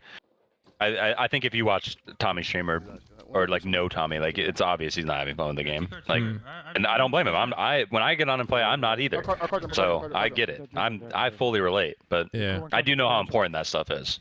Yeah, crazy. It is weird to be on that side where like you feel that way and you're like, fuck, dude, I got to get on and like deal with this, and like you know that it's not helping you succeed. Right. It's a really weird like mental hurdle to get through. But Tommy's young and you know. I think he'll be completely fine. Yeah. It's just new team too, and the stress of like figuring that out, not playing with somebody you've played with for a really long time. You know, things went down the way they did last year. Like, I mean, I'm sure there's a lot of stuff. Yeah, I'm sure there's a lot of stuff that's like, if speaking as a player, like, obviously I don't have the same personality, and like we're different people, but in that situation for me, like that's a lot of stuff that you have to look at of like shit, like that's a dagger. I wouldn't say dagger, just because he's younger. If he was 4 or 5 years older, then it's I see what you're saying. Okay. Yeah, but since he's younger and like the revenge tour is very possible. He's still as good as he is. Like, maybe it's an anger fueled motivation. I don't know. Right? Like, it's the universe telling him to change something about himself, though. See it as a reason to, you know, to build your legacy type thing, right? Like, yeah, I mean, imagine he just starts like frying and they just win every tournament. And it's like that's what his fans want to see too, right? That's the dialogue. It's like there are a lot of people who think Formal kind of like, you know, wasn't kind to the team. He nuked the roster, right? He did it in a way that wasn't, you know, maybe could have been more respectful, or I don't know. We don't know the full details, right? But so they want to see SSG win based on that. But it's interesting. Yeah, for sure. Well, and I think people don't like when dream teams form too, right? Like I think that's another thing that people naturally push against or support depending on the situation. I think it's interesting regardless because like I think it is one of those unique situations where as final of flag now, right here. Yeah. What, 13-1? Yeah, 13-1. That's gonna be the scrim unless they play some Slayer. They'll probably play with like 1 or 2 Slayers. Yeah, like Origin. Yeah, I think it's one of those unique situations where like as of right now the statement doesn't ring true, but it's possible that every team minus FaZe improved, right? Like so Shopify, SSG, and Optic. It's possible that all 3 actually end up improving. Kind of like how Optic improved with Zane, but still didn't improve their placings, but they were probably a better team. Yeah. That could happen to SSG where like they actually they get really good and maybe just don't go 4 for 5 because of whatever reason, right? It's just one of those nuanced things where like I think better. Yeah. Everyone's getting better. Yeah. And it has the potential to work out that way. I don't think it's ringing true currently. FaZe is an interesting position for sure because they dropped the whole team and then started from scratch with a completely different set of players. I'm not trying to shit on those guys with that either. I think that team will be good. It's just like but the competition's intense right now. Yeah, well, and like I mean, realistically, they are kind of like the leftovers of that 12-player pool for sure. Right? Yeah. So like that's what it seemed like with SR coming in, right? Like Frosty and Royal 2, it seemed like they got kind of shafted out of the God Squads, right? Like you look at SSG, you look at Optic, they're comprised of all World Championship winning players. And then Royal 2, Frosty get last shot in cycle. It turns out those are like lottery tickets, right? Like they're yeah. I think that's the way it looked for people who aren't in the scene. You're right. Yeah. Who weren't playing these people. Yeah. Or kind of like watching seeing like that pure team do as well as they are all great players, but it's like you're watching last shot and it's like, yeah, this guy's doing some crazy shit. Like this guy's pulling a lot of weight here that like, and I'm not saying he's carrying people like that. I don't want that to be like misconstrued. It's just one of those things where like that guy's so good, he's doing extra on the map just naturally. The weight is being felt now, I think, for sure. Like now that he's not on the team, now I'm seeing it. And it's not like to directly compare him to anybody on like TSM currently, but the results like in what he's individually doing alongside Royal 2, and his teammates now versus the results of like TSM and Scrims, let's say, and like how kind of inconsistent they seem to be. It's very interesting, like he did kind of he left a hole behind, I feel like, a little bit in that roster. Yeah. Well, it's like one of those things too, where I think that the infectious thing too, right? Like he was probably bringing like a like a different vibe, a more enjoyable vibe to the scrims and stuff. Whereas like, I don't know Soul Snipe extremely well, but I do know that he's kind of a level upper. Like when he's playing for stakes is when he locks in a little bit more. Yeah. So that could be happening in scrims where like scrims are, maybe he's going like 95%, but when it's that's a a tournament, good he goes like perspective. 100+. You're right. The more pressure, the more it matters, the more he unlocks in his ability. That's actually he's a stakes player. He's a stakes player. They're 100% a LAN team, though. I think TSM. Yes, they're a LAN 100%. team for sure. Yeah. Those guys thrive on playing for cash. Yes. Like they're just like a stake team. That's what they like to do. Yes, that makes sense. So I can't imagine like that they're like not trying in scrims. That's not what I'm trying to say. But there's just that little bit of extra. I was this kind of player too. Like when I played, like scrims were. Depending on the day, you might get like a 95% out of me just because of whatever reason, right? Like there's no stakes. Yeah. And then days where I was at like 100%. So it just, again, I don't really like know. I don't listen to the comms or anything, but you can kind of make like an educated guess based off of like, I'm watching these guys gamble for money eights and saying how they can't play for, like when I'm in eights, they're like, I'm not playing a series for no money. Right, like they're just into it like that. They want stakes. They want a reason to win, an extra reason to win. Right. XRP, you're trolling me, brother. You're trolling me.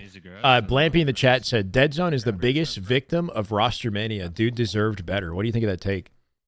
Oh, Zane's a god. I mean, he's at the second highest average placing in the game. Yep. I think that Zane just is kind of the same thing that we were talking about with Legend, where he's just good at everything about Halo. Yeah. He does a lot of things just right. Oh, that slide was crazy off the start out of formal. Sorry, I'm on formals for you, I know I was on last shots, but okay. You're watching SR. Okay. I was watching last shot for a second, but I think it's one of those things where you look at like yeah, you just look at like how good he is, and it's I mean he definitely got patsied a little bit.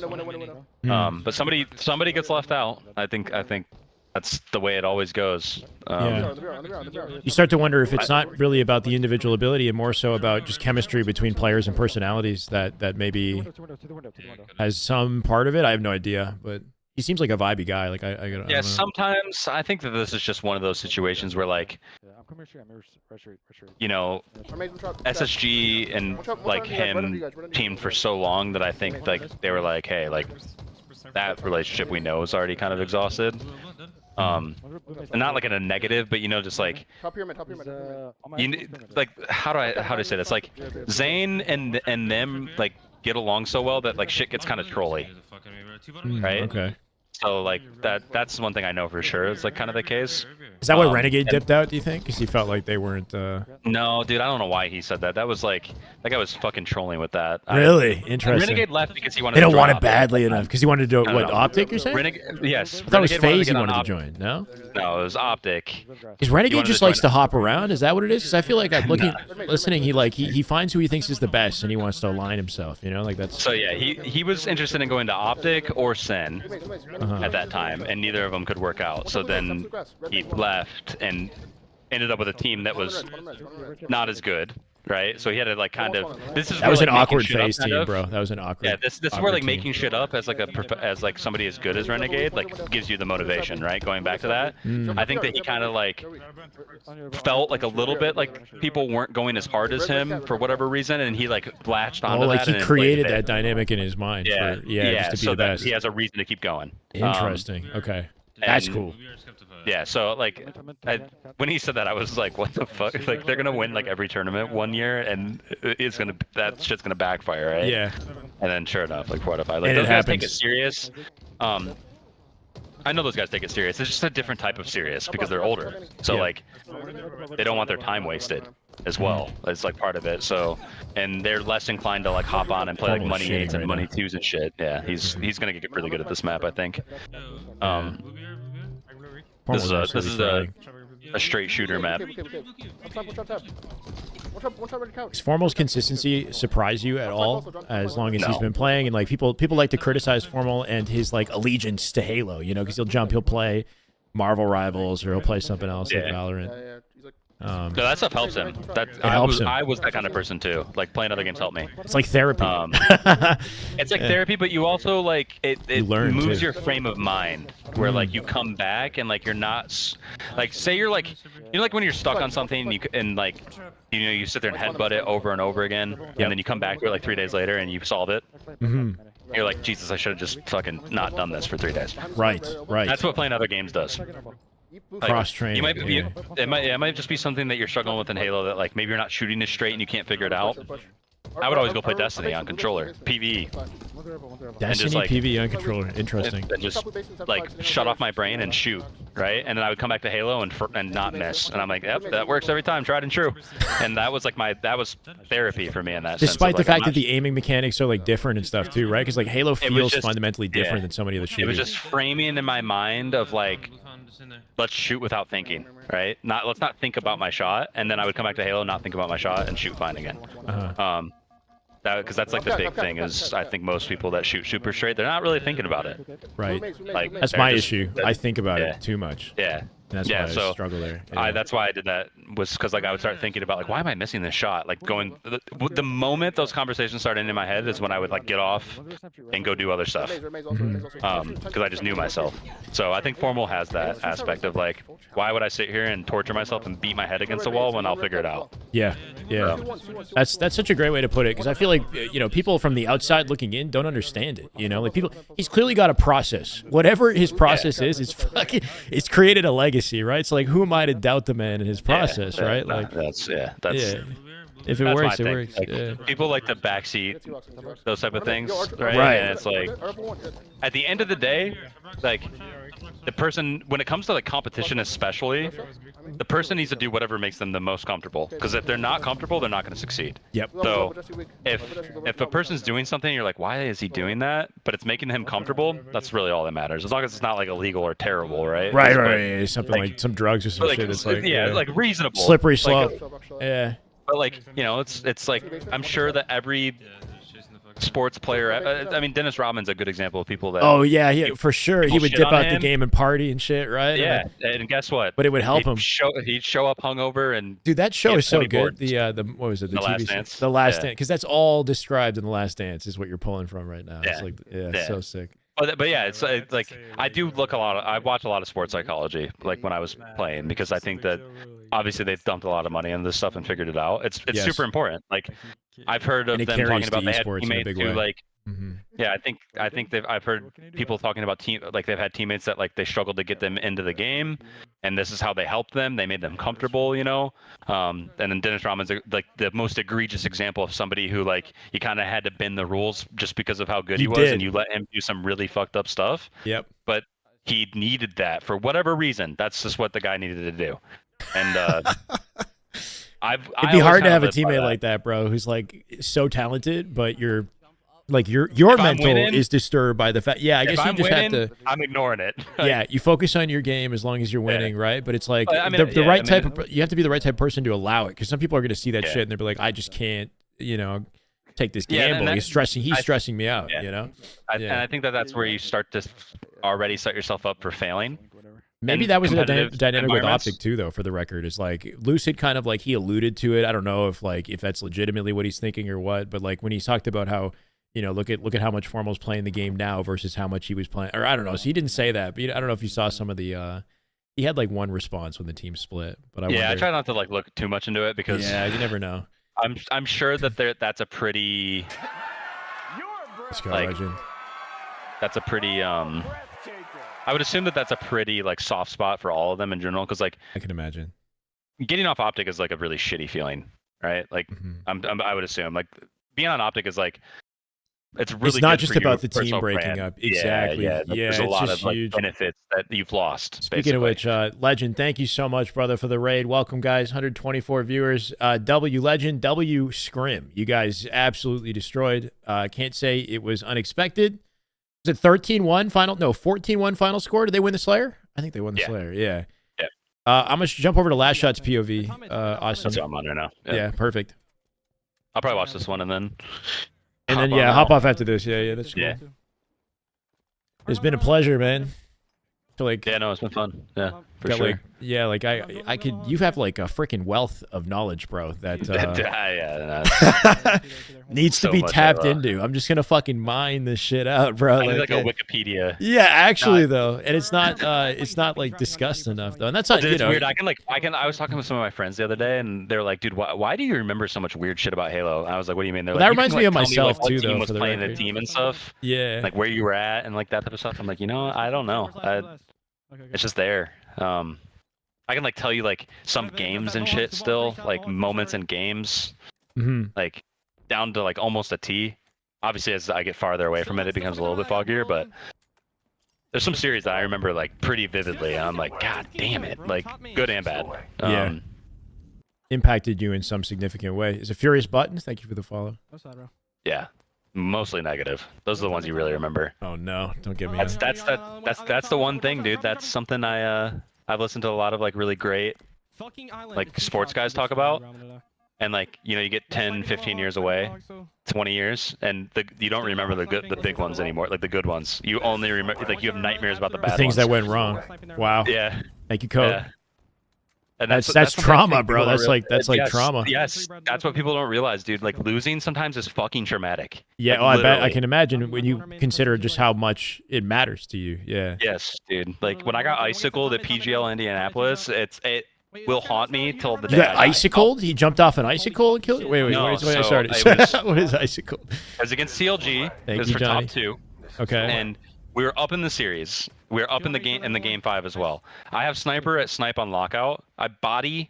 Bro, I two can tell people this is bottom trauma blue. because you know it like fucking didn't. I body 2 people bottom blue. I kill one of them, and it puts us up by 2. And then at this point, these guys are all trapped bottom blue on lockout. Somehow, I think APG died or something, or somebody dies, and we're up by 1. And then when that guy dies, they start trying to push out of blue, right? And at this point, the call's been made by my team, like push off snipe, get off snipe. But right when they said that, I body 2 guys on elbow. One of them was like bottom elbow going back into blue, and the other one, I don't remember if you remember at Halo 2 Anniversary, but elbow was like bigger and had like a cover part, right? Okay.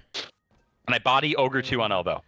Okay. He's one shot on elbow, and I watch my teammate go top open ramp, try to shoot him and miss every bullet. No. And this guy lives. And by the way, we're at like 49 at this point.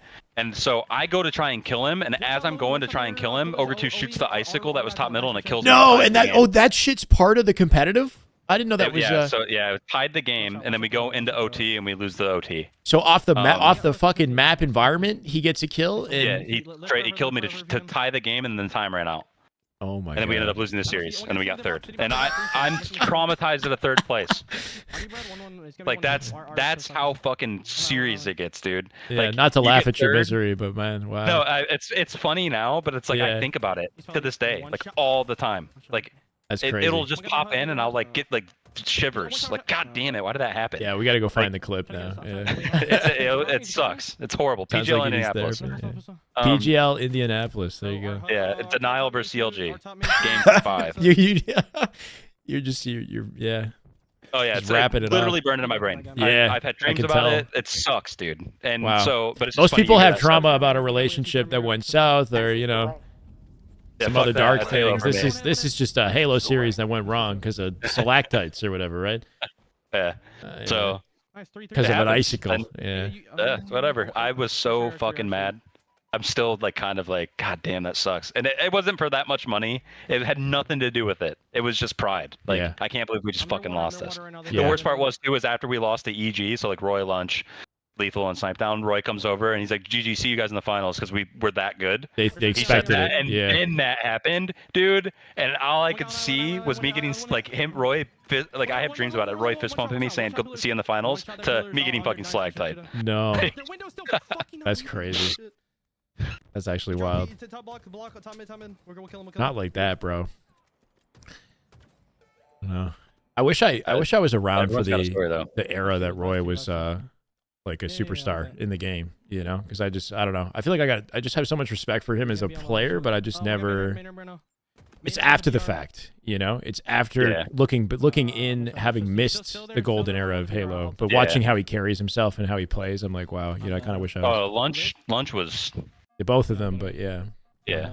Like, well, Roy was just like the mechanical god, right? Mhm. Like just for what Halo Classic was, like he just was he was insane at the mechanics of that, right? So like Shotzi was the mechanical god of Halo 5. That was Roy in Halo 3. Wow. Yeah.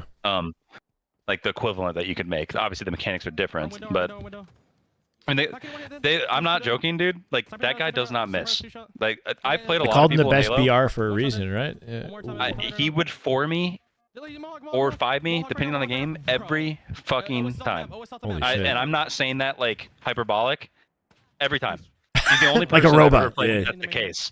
Yes, dude. It was insane. It's like if I didn't shoot him first, I couldn't stay in the fight. He's the only person that I felt like I was like playing like a hacker. Wow. Like That's actually crazy. It was insane, and everyone says this about him. Like that's the crazy thing. Like Shotzi, all the crazy movement and stuff, you know. Yeah. Like I was a god. But didn't shoot Even- like that. You could win a fight against him, right? Formal, straight shooter. You can win a fight against him occasionally. Something Roy about board Roy, for dude, a reason. Roy board. Yeah, that's I might actually have a mental, but I've heard this from everybody, so I think everyone had a mental on this guy. He literally forward you every time. wow. Like And then he'd be like, Two on the box. you know, nice about it. yeah, he'd be He's like, he'd be like "Dude." considerate on the. Yeah, exactly. Like the way he carried himself was like a professional. There was no, but there has to be It made a it worse. massive. I'd rather him be a dick. Well, no, I'd because rather him be a dick. internally there's a crazy, massive fucking ego inside somewhere. Oh, you for know? sure. There's I've like a seen it monster. when he wants Yeah, his brother. 100%. Yeah. Yeah, Well, yeah, it's- you see it more when he talks to his brother, I guess. Yeah, because they'll bicker and whatnot. If you go but, watch like the old 1v1 YouTube videos, you'll see how they act to each other. It was Yeah. that you can see how he feels. He Yes. just didn't act that way. No, that's so crazy. Yeah, that was what I think I respected is like it was in his gameplay, and he carried himself like a professional. But in his gameplay, like the ego was just so like blatant, bro. Like he was just like He didn't respect anybody. yeah, like he had so much confidence in his ability, and it just came out in his gameplay. It was so sick. Yeah. I not competitively, Zuto. I'm not sure if he ever gets on casually. I'm sure I see him like on occasionally. yeah, here and there, you know. Nice. 3, 1 spawner. Anyway. Everyone will play here and there still. But Yeah. yeah, I saw him in, and then they did the Halo 2 thing. And he was still 4-ing everybody, by the way. One more. I don't know if you watched the Halo 2 land, but he's still 4-ing everybody. Time it. I just got Mhm. But the guy is going to be 45 years old, 55 years old, 65 years old. Doesn't matter. Doesn't 4-ing. go away. Yeah. Window. You're foreign as a grandpa, bro. Hi, Natasha. He's going to be the senior citizen home, just shitting on people on Halo 1 2v2s. Mm-hmm. As long as the real fans live, feel that I got one. bring back the golden era of Halo Unknown. I mean, yeah, I don't know. The passion's still here from a lot of the community. You know, it's just a different time. It's a different world now. Anyway. He's in the little corner. Speaking Yeah, I mean, it's yeah, let's lock into last shot a little bit. See what this guy's up to because he's been kind of dominating while we're just casually talking. That's all good, Natasha. They're sniper right now, person. Or sniper, you want it? Sniper, you Whoa, want it? whoa, my shit's lagging big time. All these games have been pretty close whenever I popped over. What's the I don't actual think this- scrim score? Do you know? I'm lucky. I think it's like 8-2 Shopify. But the games Okay. have like been like round 3 of Close. oddball Yeah. both times, I'm pretty sure. Yeah, like Shopify won 228 to 203 in recharge ball, and they won 256 to 241 on live fireball. Well, then I wonder what that says about their matchup with Optic because Optic they made this look like a cakewalk for some of their games yesterday. One thing I'll say about this FaZe team is that I think it's possible that they have scrims where they just get shit on and kind of check out. Hmm. So like they're if they're streaky down like kinda, 5-0, like it might spiral. Yeah. But if the games are staying close and they're like staying competitive with it, then then that's less likely to occur. The final score for the Optic Scrim was 13-1, Adam, and then this one is 8-2, supposedly. SR versus FaZe, 8-2. Beautiful rotator last shot right there. The way he just skipped to... Wait, no wasted space. Now he's in hut, bro. Their main ramp. Clean. Main ramp, so he's left side, pistol left side. You ever consider casting, Austin? No. Yeah, No, like that, not like your that. thing. Still top left, still top left. No, yeah, I don't know. I like Main ramp. Obviously with, like, Conversationalist, retired- but a commentator's a little different, right? There's like a yeah, different kind of flair to the voice and Yeah, and it's trying to like- hype up the audience. yeah, and also just you know, you can do the color and stuff, but it's like just yeah, it takes a skill. It's like I've researched a lot of that stuff, and it's like you know, I'd be like a nerd commentator, but I probably wouldn't be good for It's like the people who Walshy aren't, stuff. nerds. You know, Walshy comes in and just beats himself, you know, and brings the color, and, Yeah. and people love him regardless. Yeah, but you know? Dave does, in my opinion, does a really good job of like not like rambling and not making it like too complex. Okay, like, okay. That's a tricky thing to do, is keeping it simple enough and not sticking to the one point for too long and then losing That'd be other like- things that yeah. happen. Yeah. Yeah, that would be the issue with me. I don't think I could ever get over that, because to me, like, there's just so much nuance to every situation usually. Yeah, there could be. There's like so much conversation that can occur. Heard. It's a clean opening right here. Numbers advantage. Foul in trouble. Cycle might be able to clean him up. Get a pull off of that. Deletes Zane.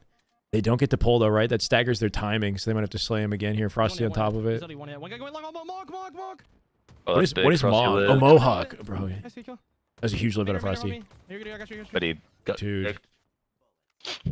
He shoots so straight, right? Like the amount of damage that he's taking in response, because he like Yeah. he's like half shields out of that, right? Because he's just shooting so clean.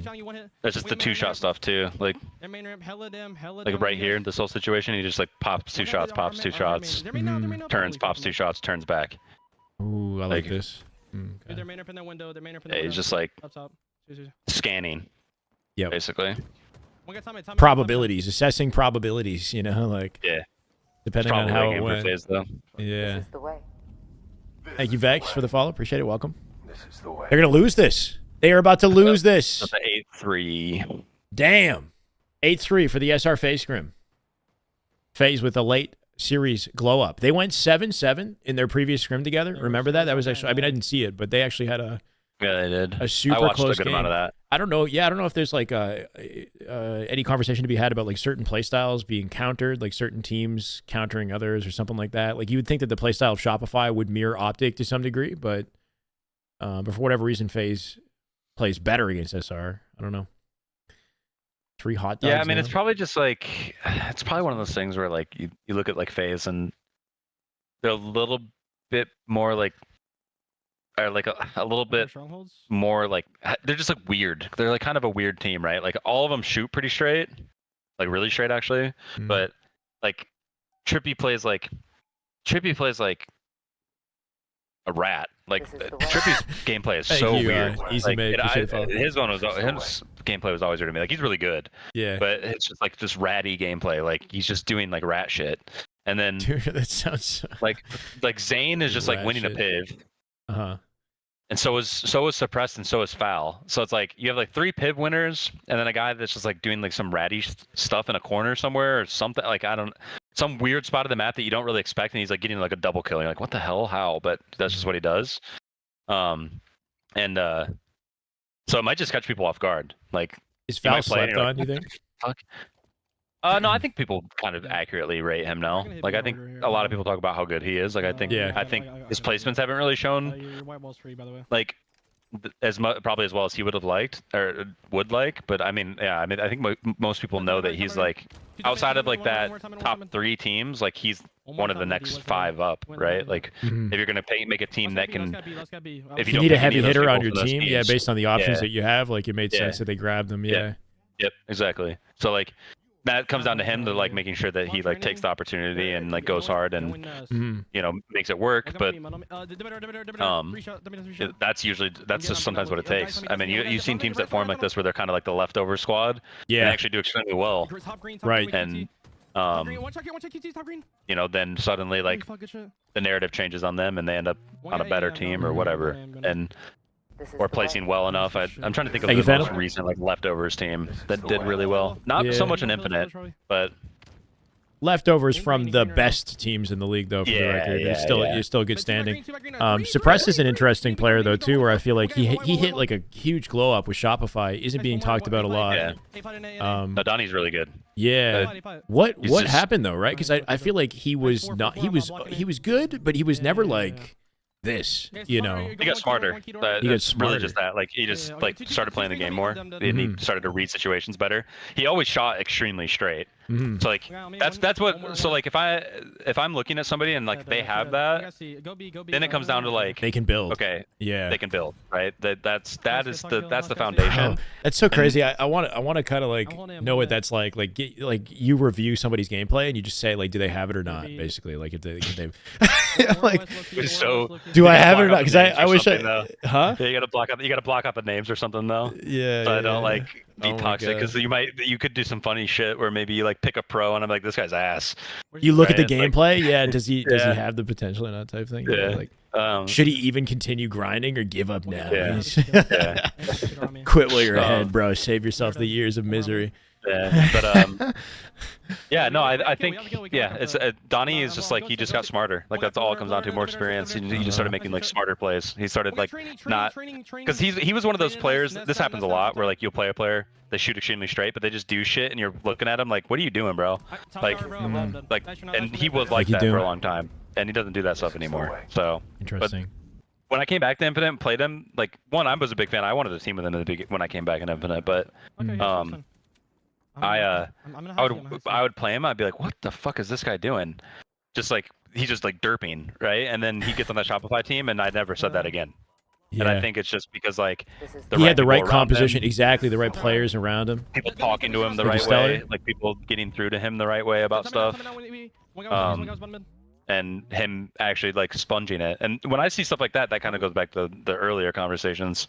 That stuff's impressive to me because that means that like you have like not only like you're not stupid, right? Because that is that is an issue that's happened before. Like I've played Is it with people who stupidity are, or is it people that just are so stuck in their ways or they're yeah, I don't know. I think that's a form of Stupidity. stupidity. Yeah. Rapid, So- thank you for the follow. But I've played with people who like you know all the skill in the world, but just dumb. Like there's just no other way to put it. Like just dumber Yeah. than. Thank you, Prod. And Well, it's funny because There's there's no a lot of saving players who like okay, and this is not to like put Shotzi on blast, but like Shotzi's like street smarts wise, you wouldn't assume he's the most intelligent. I don't know how to put this. You know what I mean? But like as a player, Yeah. he's incredible. He's like he Yeah, reads the game like a freaking yeah. Science textbook or some shit. But Like from what I have gathered from him, like when you actually like sit around with him, those stuff and stuff, like and you explain situations, he picks up on it really So quick. it's- yeah, And how that, quickly to does me he- is the biggest thing. Like Right. I don't care what you know, it's how fast you Adaptability. can figure it out. Yeah. And within so video that's, like, games though, maybe not outside the gaming. I don't know. I don't know. I think that's kind of true in almost all fast. Like obviously you can't like send a guy to do a job that doesn't know anything, but really the biggest thing is like how fast can you learn? I think that's ultimately the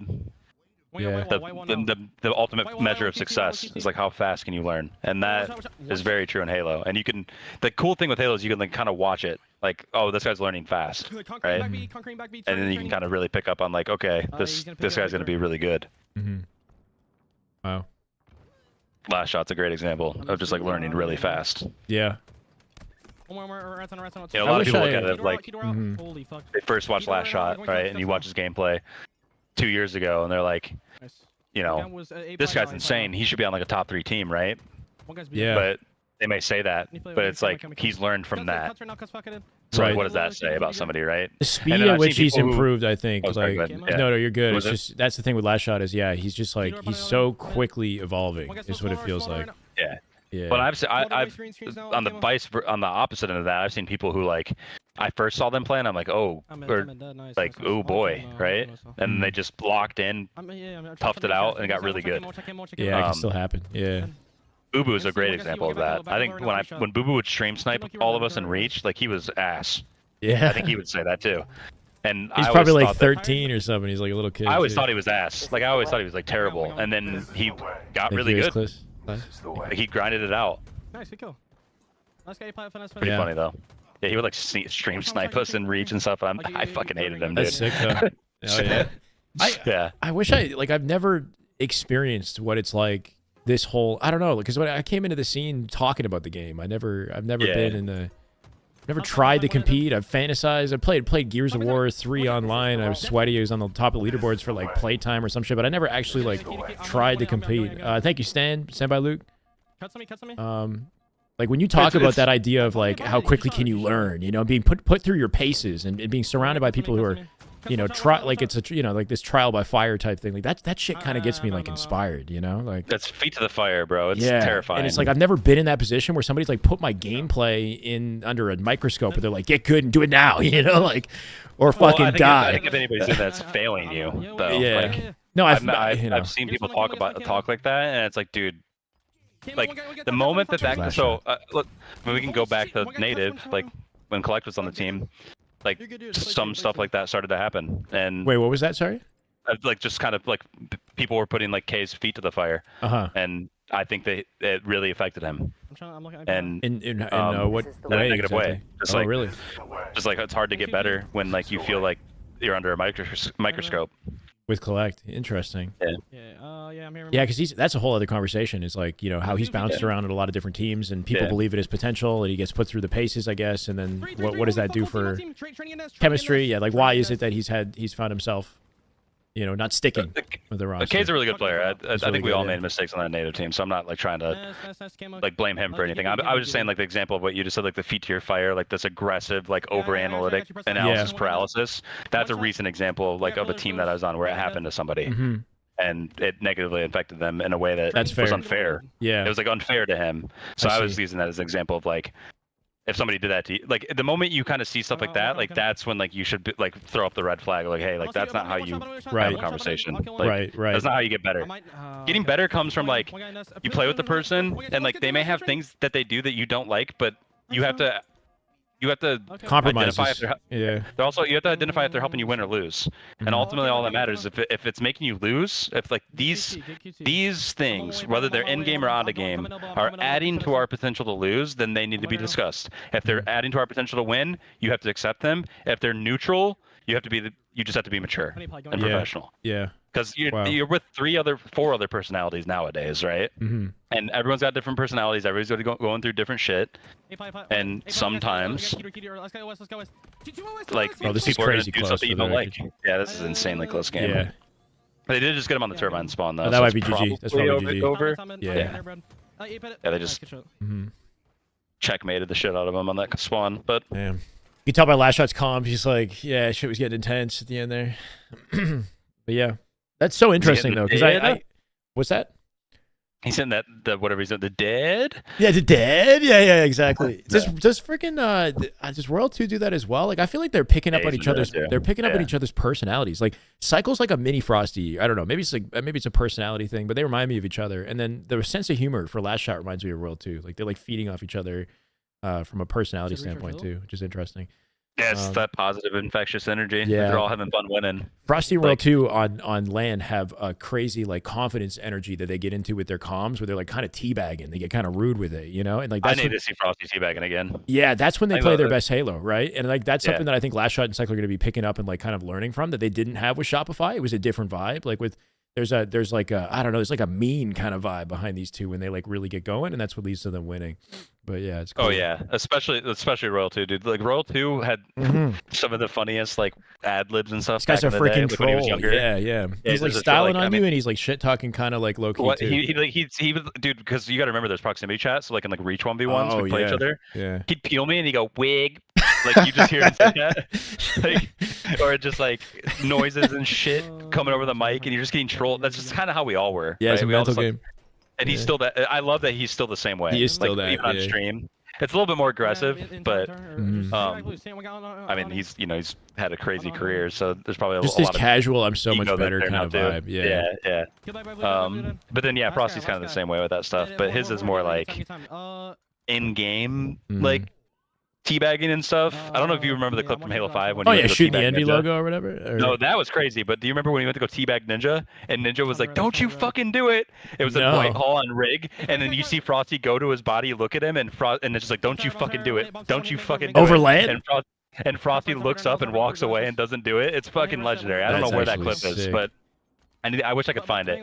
It's a legendary clip. Is it a And, stream clip? Is it a It was on Ninja stream. Yeah. on his stream? I don't. But this was 2016, so almost 10 years ago. I don't even know if Twitch has it anymore. But just like shit like that. It's so funny. Brad can maybe remember that. That was a crazy. That was so funny. Like he's thinking. One shot or two. Yeah, no, he used to Yeah, just teabag funny everybody. choice. He used to style on me. people. What you too?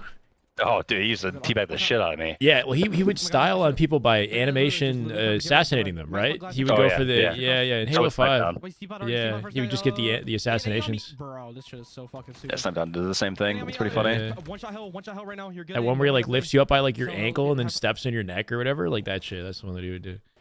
Sniper had the one where he'd throw the sticky. He'd Oh yeah, that one stick was them and throw ridiculous. their body. Yeah. I always did that. That's how I knew we were shitting on teams. Cause That didn't hurt people, right? That'd be so crazy. No, the sticky didn't hurt people. That'd That be would actually be crazy to that'd be spawn a sticky in. fucking nuts. That'd be nuts. Yeah. And the craziest bug in that game that people forget about is when you get stuck and you get thrust into the wall. Yeah, And the that sticky didn't would last go long into the though because wall. they patched it out, right? We did it at a tournament. Hook did it Yeah, at a Snipe tournament. Down was doing it at a Won us tournament too. game. You guys, yeah, and Collie used like thrust it into a wall and it ate the sticky. It came off your body. Yeah. Yeah, we were the ones that Hook figured that out. I don't know. That's And crazy. Score in the scrim, I think, is 9-3, I believe. One guy L2. He's Yeah, 9-3 that sounds my right. count. Yeah. L2 one out. Nice good shot. C-pot. Long haul first guy. Let's get this guy. Glass. Yeah. Actually been really respectable out of phase though. Honestly, they've been keeping it super competitive. Every game we watched has been very close. Win it. Yeah, I expect them to get better, too. Like I'll play time. they're a team of people who should get better. Both of them, but you're talking about phase, yeah? That is just good Halo. Yeah, right there. phase. That is just Jay Yeah, Boha. I mean, obviously that's like the all What's good, the Jay? top Welcome four back, brother. teams. of the 2 case, years. Holy shit, Jay. What's your Thank you, mileage? man. Sorry, what's that? Oh, I said all the teams are. That's the truth, though. Like Yeah. that are And the it has top to three, be. top four If teams. you're not getting Yeah. better, you're screwed. This Yeah. is the way. Yeah. I'm getting out. T6, thank you for the follow. 13-1 is the Optic Scrim, not the one we're currently watching. But if you're coming here expecting Optic C9, like the scores on screen is kind of like my idea behind it. I could remove it, but it's 13-1 was the Optic Scrim versus C9 today. Tarp one shot. Wow. Yeah. I like they have nobody. No one. Having similarities personality-wise, yeah, 50. I noticed that. Get guys. What the fuck is that timing? Nice, good It was a shot. crazy blaner.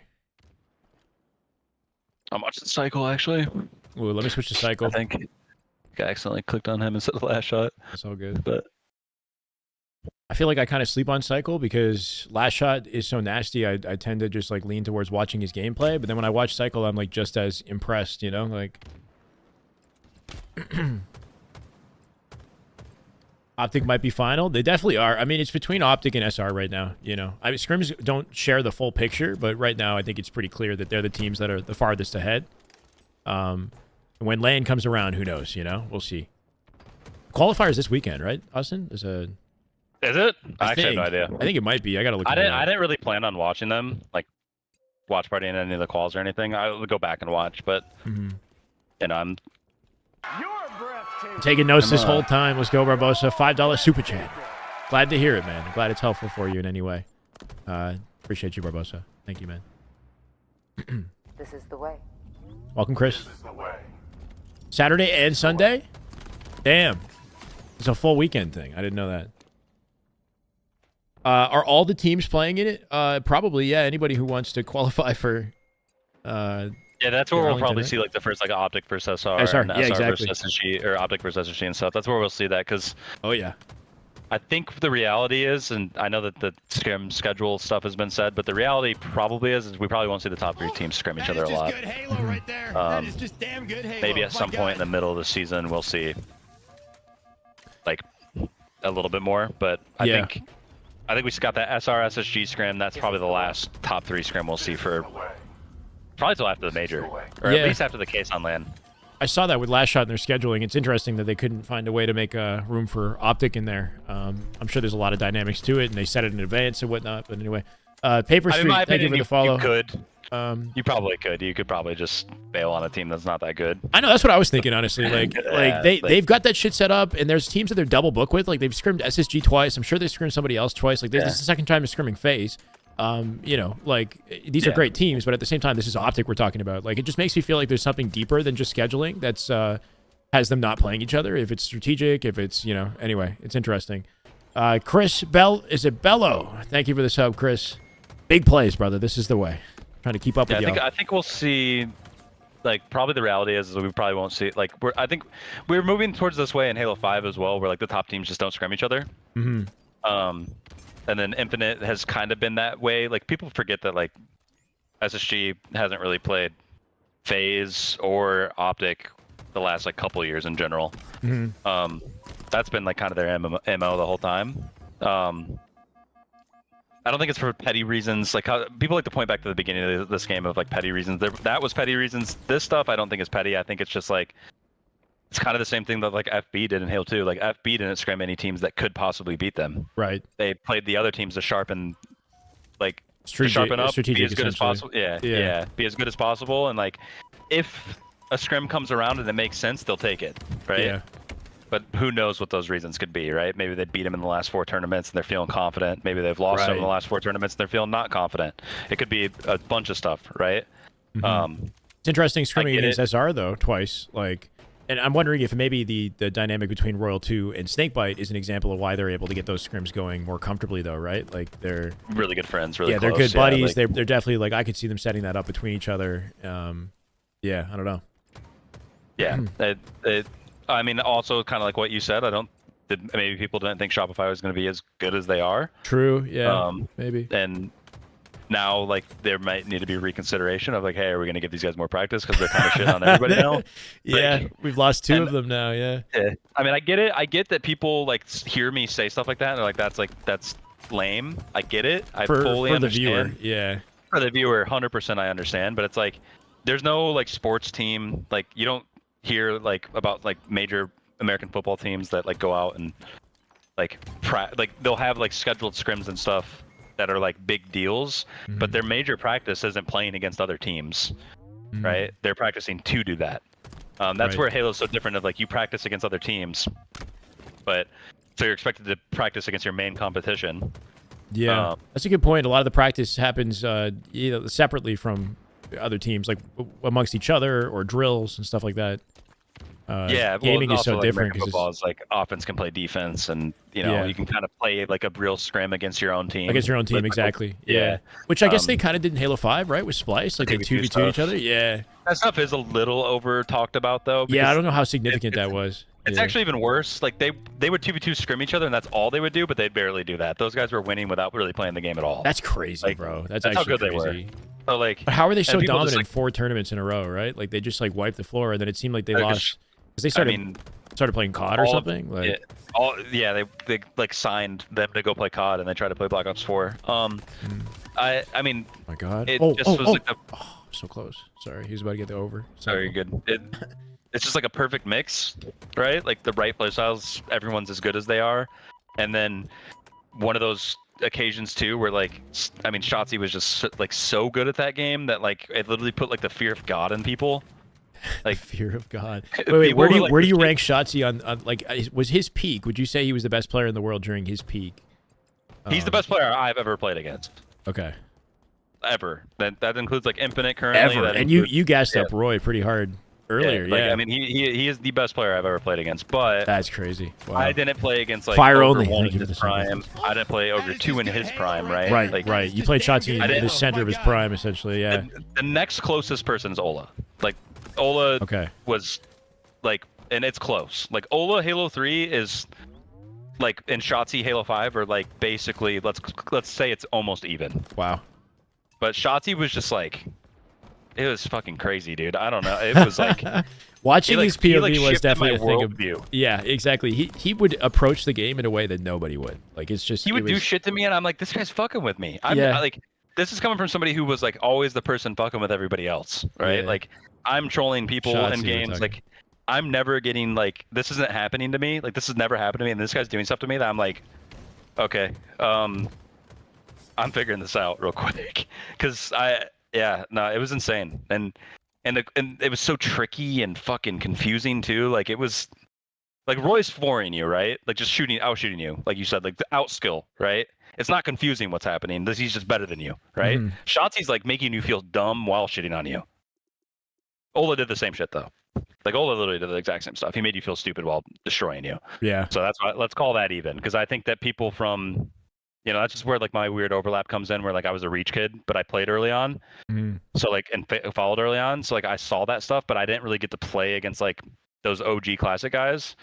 So like I think anybody right before me will say Ola's the best player they've ever played against, and I think anybody that comes from like was around for the Shotzi will say Shotzi. Yeah. Wow. This is Center. Thank you for the follow, brother. Welcome. Formal was close to in Reach. Formal in Reach was interesting, insane. Formal in Reach before he played a little bit of H2A, right? Or like he kind of just was already on the way. Showed up for one tournament. Showed up for one tournament. He showed up for the pre-release tournament. He was already playing COD. He was already playing. He played Halo 4 a lot.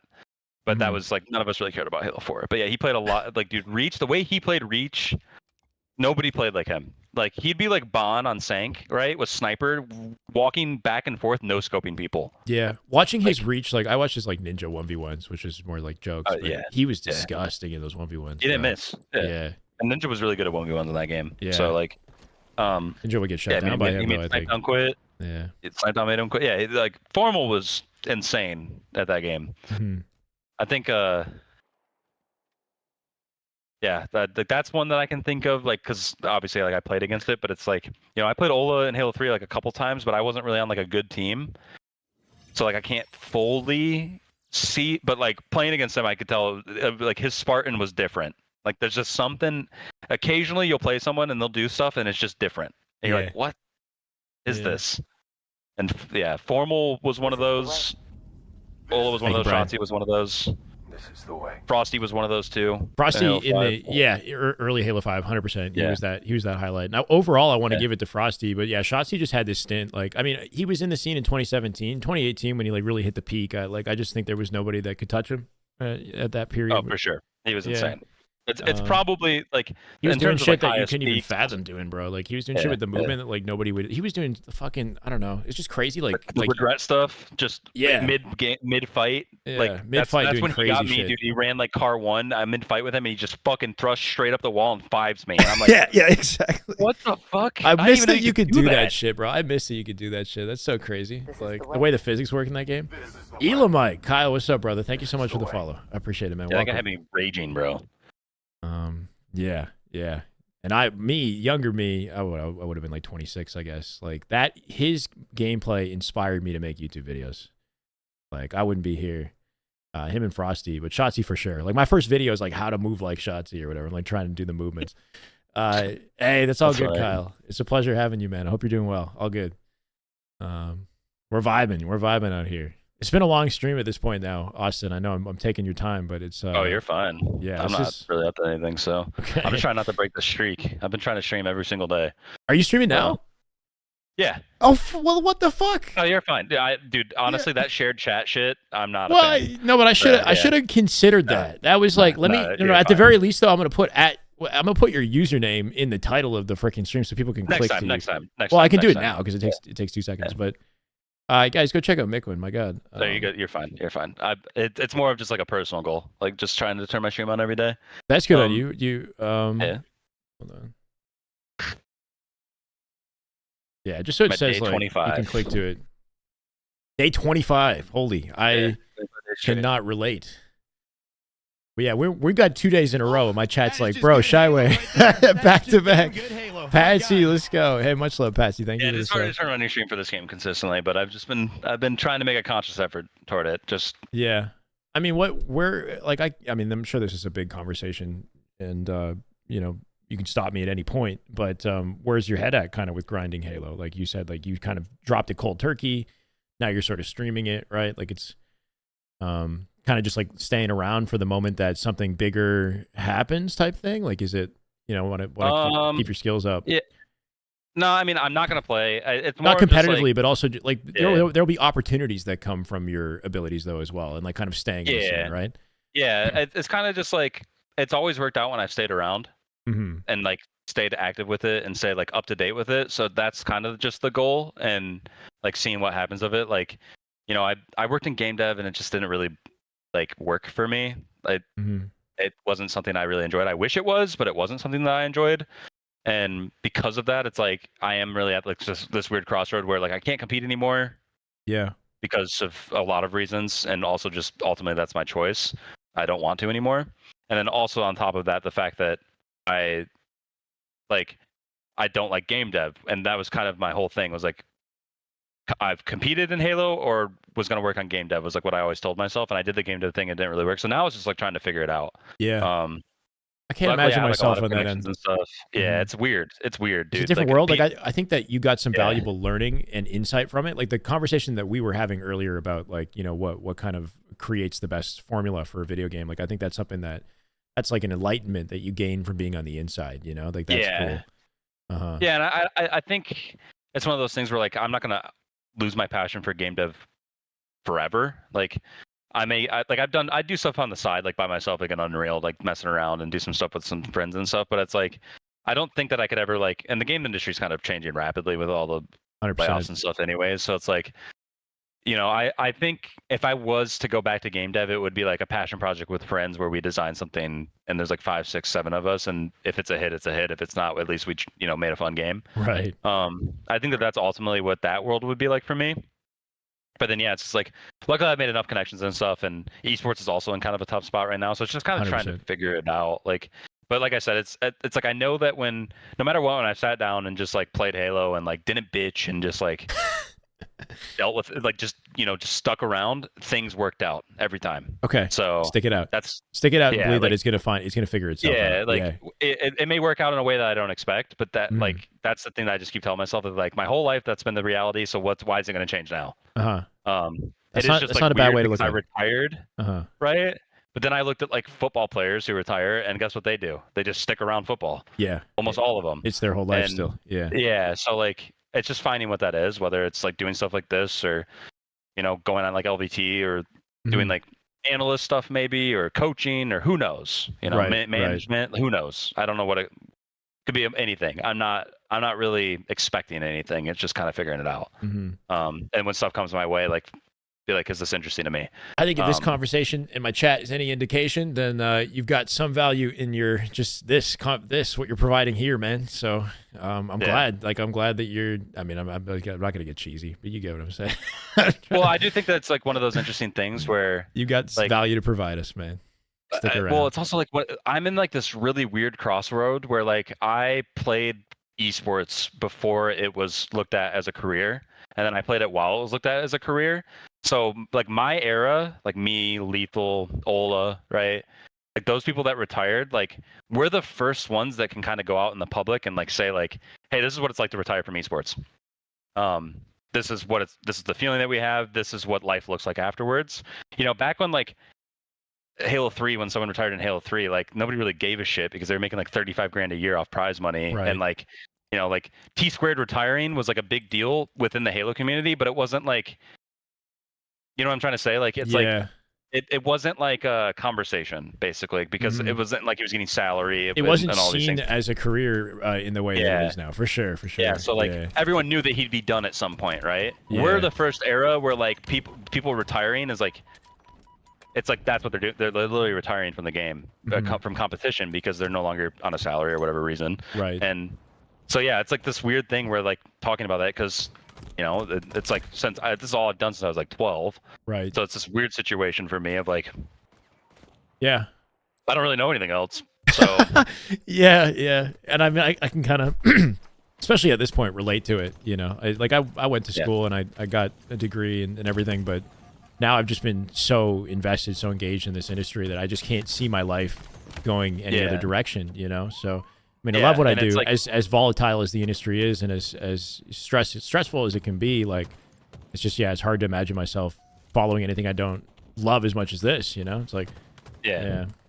It's just like weird. It's just it's really weird. I don't know what it is. It's like Yeah. For some reason, it's just like extremely like alluring to stay around. And yeah, it's like I love esports. That's like what I want to work in. That's what I see myself having a future in. I think esports is going to be massive, and I was in really early on it, and I know a lot of people that are involved. And unfortunately, esports is in a tough spot right now. At like the industry, really the tech industry as a whole, but you know, esports and the game industry, and I'm just trying to like just navigate it. It's for some reason when I retired is when esports decided to go through this issue, but like I think that'll end up being a benefit in the long run. I hope so. Yeah, it's like growing pains, you know. Like this shit goes down for now, and then eventually we figure out some sort of a remedy that leads to us becoming more sustainable in the future, right? Like people kind of overvaluing salaries and overvaluing like the, you know, like a lot of money was pumped into it with no return on investment, and it kind of like imploded. Yeah, I mean, people were coming in dropping 20 million. Yeah, exactly, right? Like expecting things to just like blow up, and now we're kind of getting a more realistic understanding, and then we build up from there, and hopefully have a better foundation to rely on later. I don't know how all that works. This is my, I guess, understanding. Anyway, Jordan. So yeah, so we weren't watching formal. The Optic Scrim is done. It's been done for a while. It's 13-1. This is Cycles POV. This is SR phase, and their last match of the Scrim, maybe, right? This is like game 14. They might play a Slayer or two. I thought about dabbling in COD content. At the moment, no. Like I do love Halo Eternal. I don't know. These streams have been vibey and been going pretty well. Like we hit 1,200 on YouTube viewership yesterday. If we can do something like that, like let me ride this wave. You know, I've been coaching a lot. I got to keep up with my own content separately from this, but I love this stuff. I'd like to stay around this space. So I don't know. I'm trying to figure that out too. It's tricky. I mean, that's just kind of what the space is, though, and I think that's like the addicting part. Is you're just constantly navigating it. You're like, this is what I have to do right now, but that could be different in 4 months. 100%. Yeah. And yeah, it's stressful as shit, but yeah. Well, I don't know. Yeah. So if Infinite ends up being done, like there's never been a period where there's nothing happening with Halo. For the record, like in the time that I've been in Halo, I know that the Halo 4 period was like the Dark Ages or some shit. Like things were really. Passion was at like an all-time low, but like when I joined the scene, it was after Halo 5. Like my first event with Halo was Atlanta when you were on Renegades. Okay, yeah. HCS Atlanta, your last tournament, which was the last Stage 5 tournament. Yeah. And I was there for like a pretty dark period of the scene where, you know, popularity was down. We're playing like MCC and whatnot, but like, I don't know. There's still stuff going on. There's still stuff going on. There was still room to build, you know, something. If it wasn't for that era, I probably wouldn't have been able to, you know, grow the foundation for a career that I have now. You know, like I said, there were openings and opportunities because of that. Anyway, the way the stuff went in H4 was like H4 was bad. We did AGLs for a while, and then Black Ops 2 came out. We started playing a lot of Black Ops 2. Kind of went back to Halo 4. Then Ghost came out, and a lot of us played Call of Duty Ghosts. But ultimately, what ended up happening was that everyone just kind of abandoned Halo 4, and we all went and played like XBC, like Halo 2. On 360s and stuff. Wow. And then that ended up being MCC. So like I remember during that time frame, I was just like streaming, just chilling. Wasn't doing. I was making jack shit for money, but like I was just chilling, like playing Halo 2 Classic on the 360, like streaming with people, getting like 100 viewers doing that. Yeah. And then suddenly they announced MCC. So right. Yeah. Somebody keep in mind though. Sorry, not to cut you off, but like when you think of somebody like Ninja. Obviously Ninja's success freaking catapulted when he played a popular game, but Ninja was very successful, I would say, in Halo when it wasn't popular because he's Ninja, right? So there's a part of me for sure that just is very passionate about this and believes that if I can, you know, find my niche and evolve it into something significant on its own, then I can be a source of popularity for the franchise, you know, and that it's difficult to do, and it's my cap and my potential is limited by the popularity of the game, but I could definitely drive a population, you know, to the game, get people inspired about it, and then eventually your timing, you know, you build the skills, and then when the timing's right, and something like a Fortnite hits for Ninja, he just goes freaking catapults to the next century or whatever. Like you know, that kind of boom probably won't happen again, but you never know with these things. So I mean, it happens for like everybody. If you look at everybody, that's kind of the case, right? Yeah, everyone that's building for a while, and then some variation of that. Like there's very few people that just come out of nowhere and have thousands of viewers. Right. I don't think I've actually ever seen it really. The one I can think of the most maybe would be Dizzy and AGL or Apex. If you're like explosively like talented, like you kind of come up with some crazy. It just seems explosive to people because it happens quick. Yeah. But it's it didn't happen quick. A lot of grinding happened behind the scenes before that. Yeah. All right. But I mean, Ninja was getting 1,200 viewers on Justin T or Twitch. Bro, they got TV when 3-0'd fast. What just happened? They got FaZe 3-0'd them in CTF. I have to go to the bathroom, by the way. I'm gonna hop off for a second. Yeah, there might be one game. I'm not sure. We'll see. I'll be right back, guys.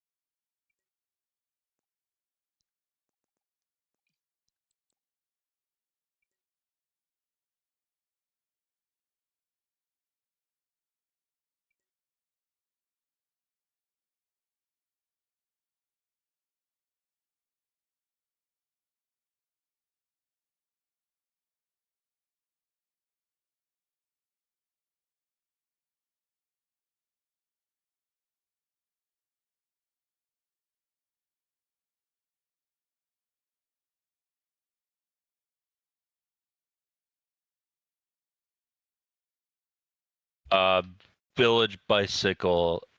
It's like it ruins the magic, right? Is the big thing. It ruins the magic. You watch how a game's made, and suddenly you don't think it's like magical anymore. You take it way too literally. Like something's happening, and you know exactly why it's happening, and it just it just takes a lot of the magic away.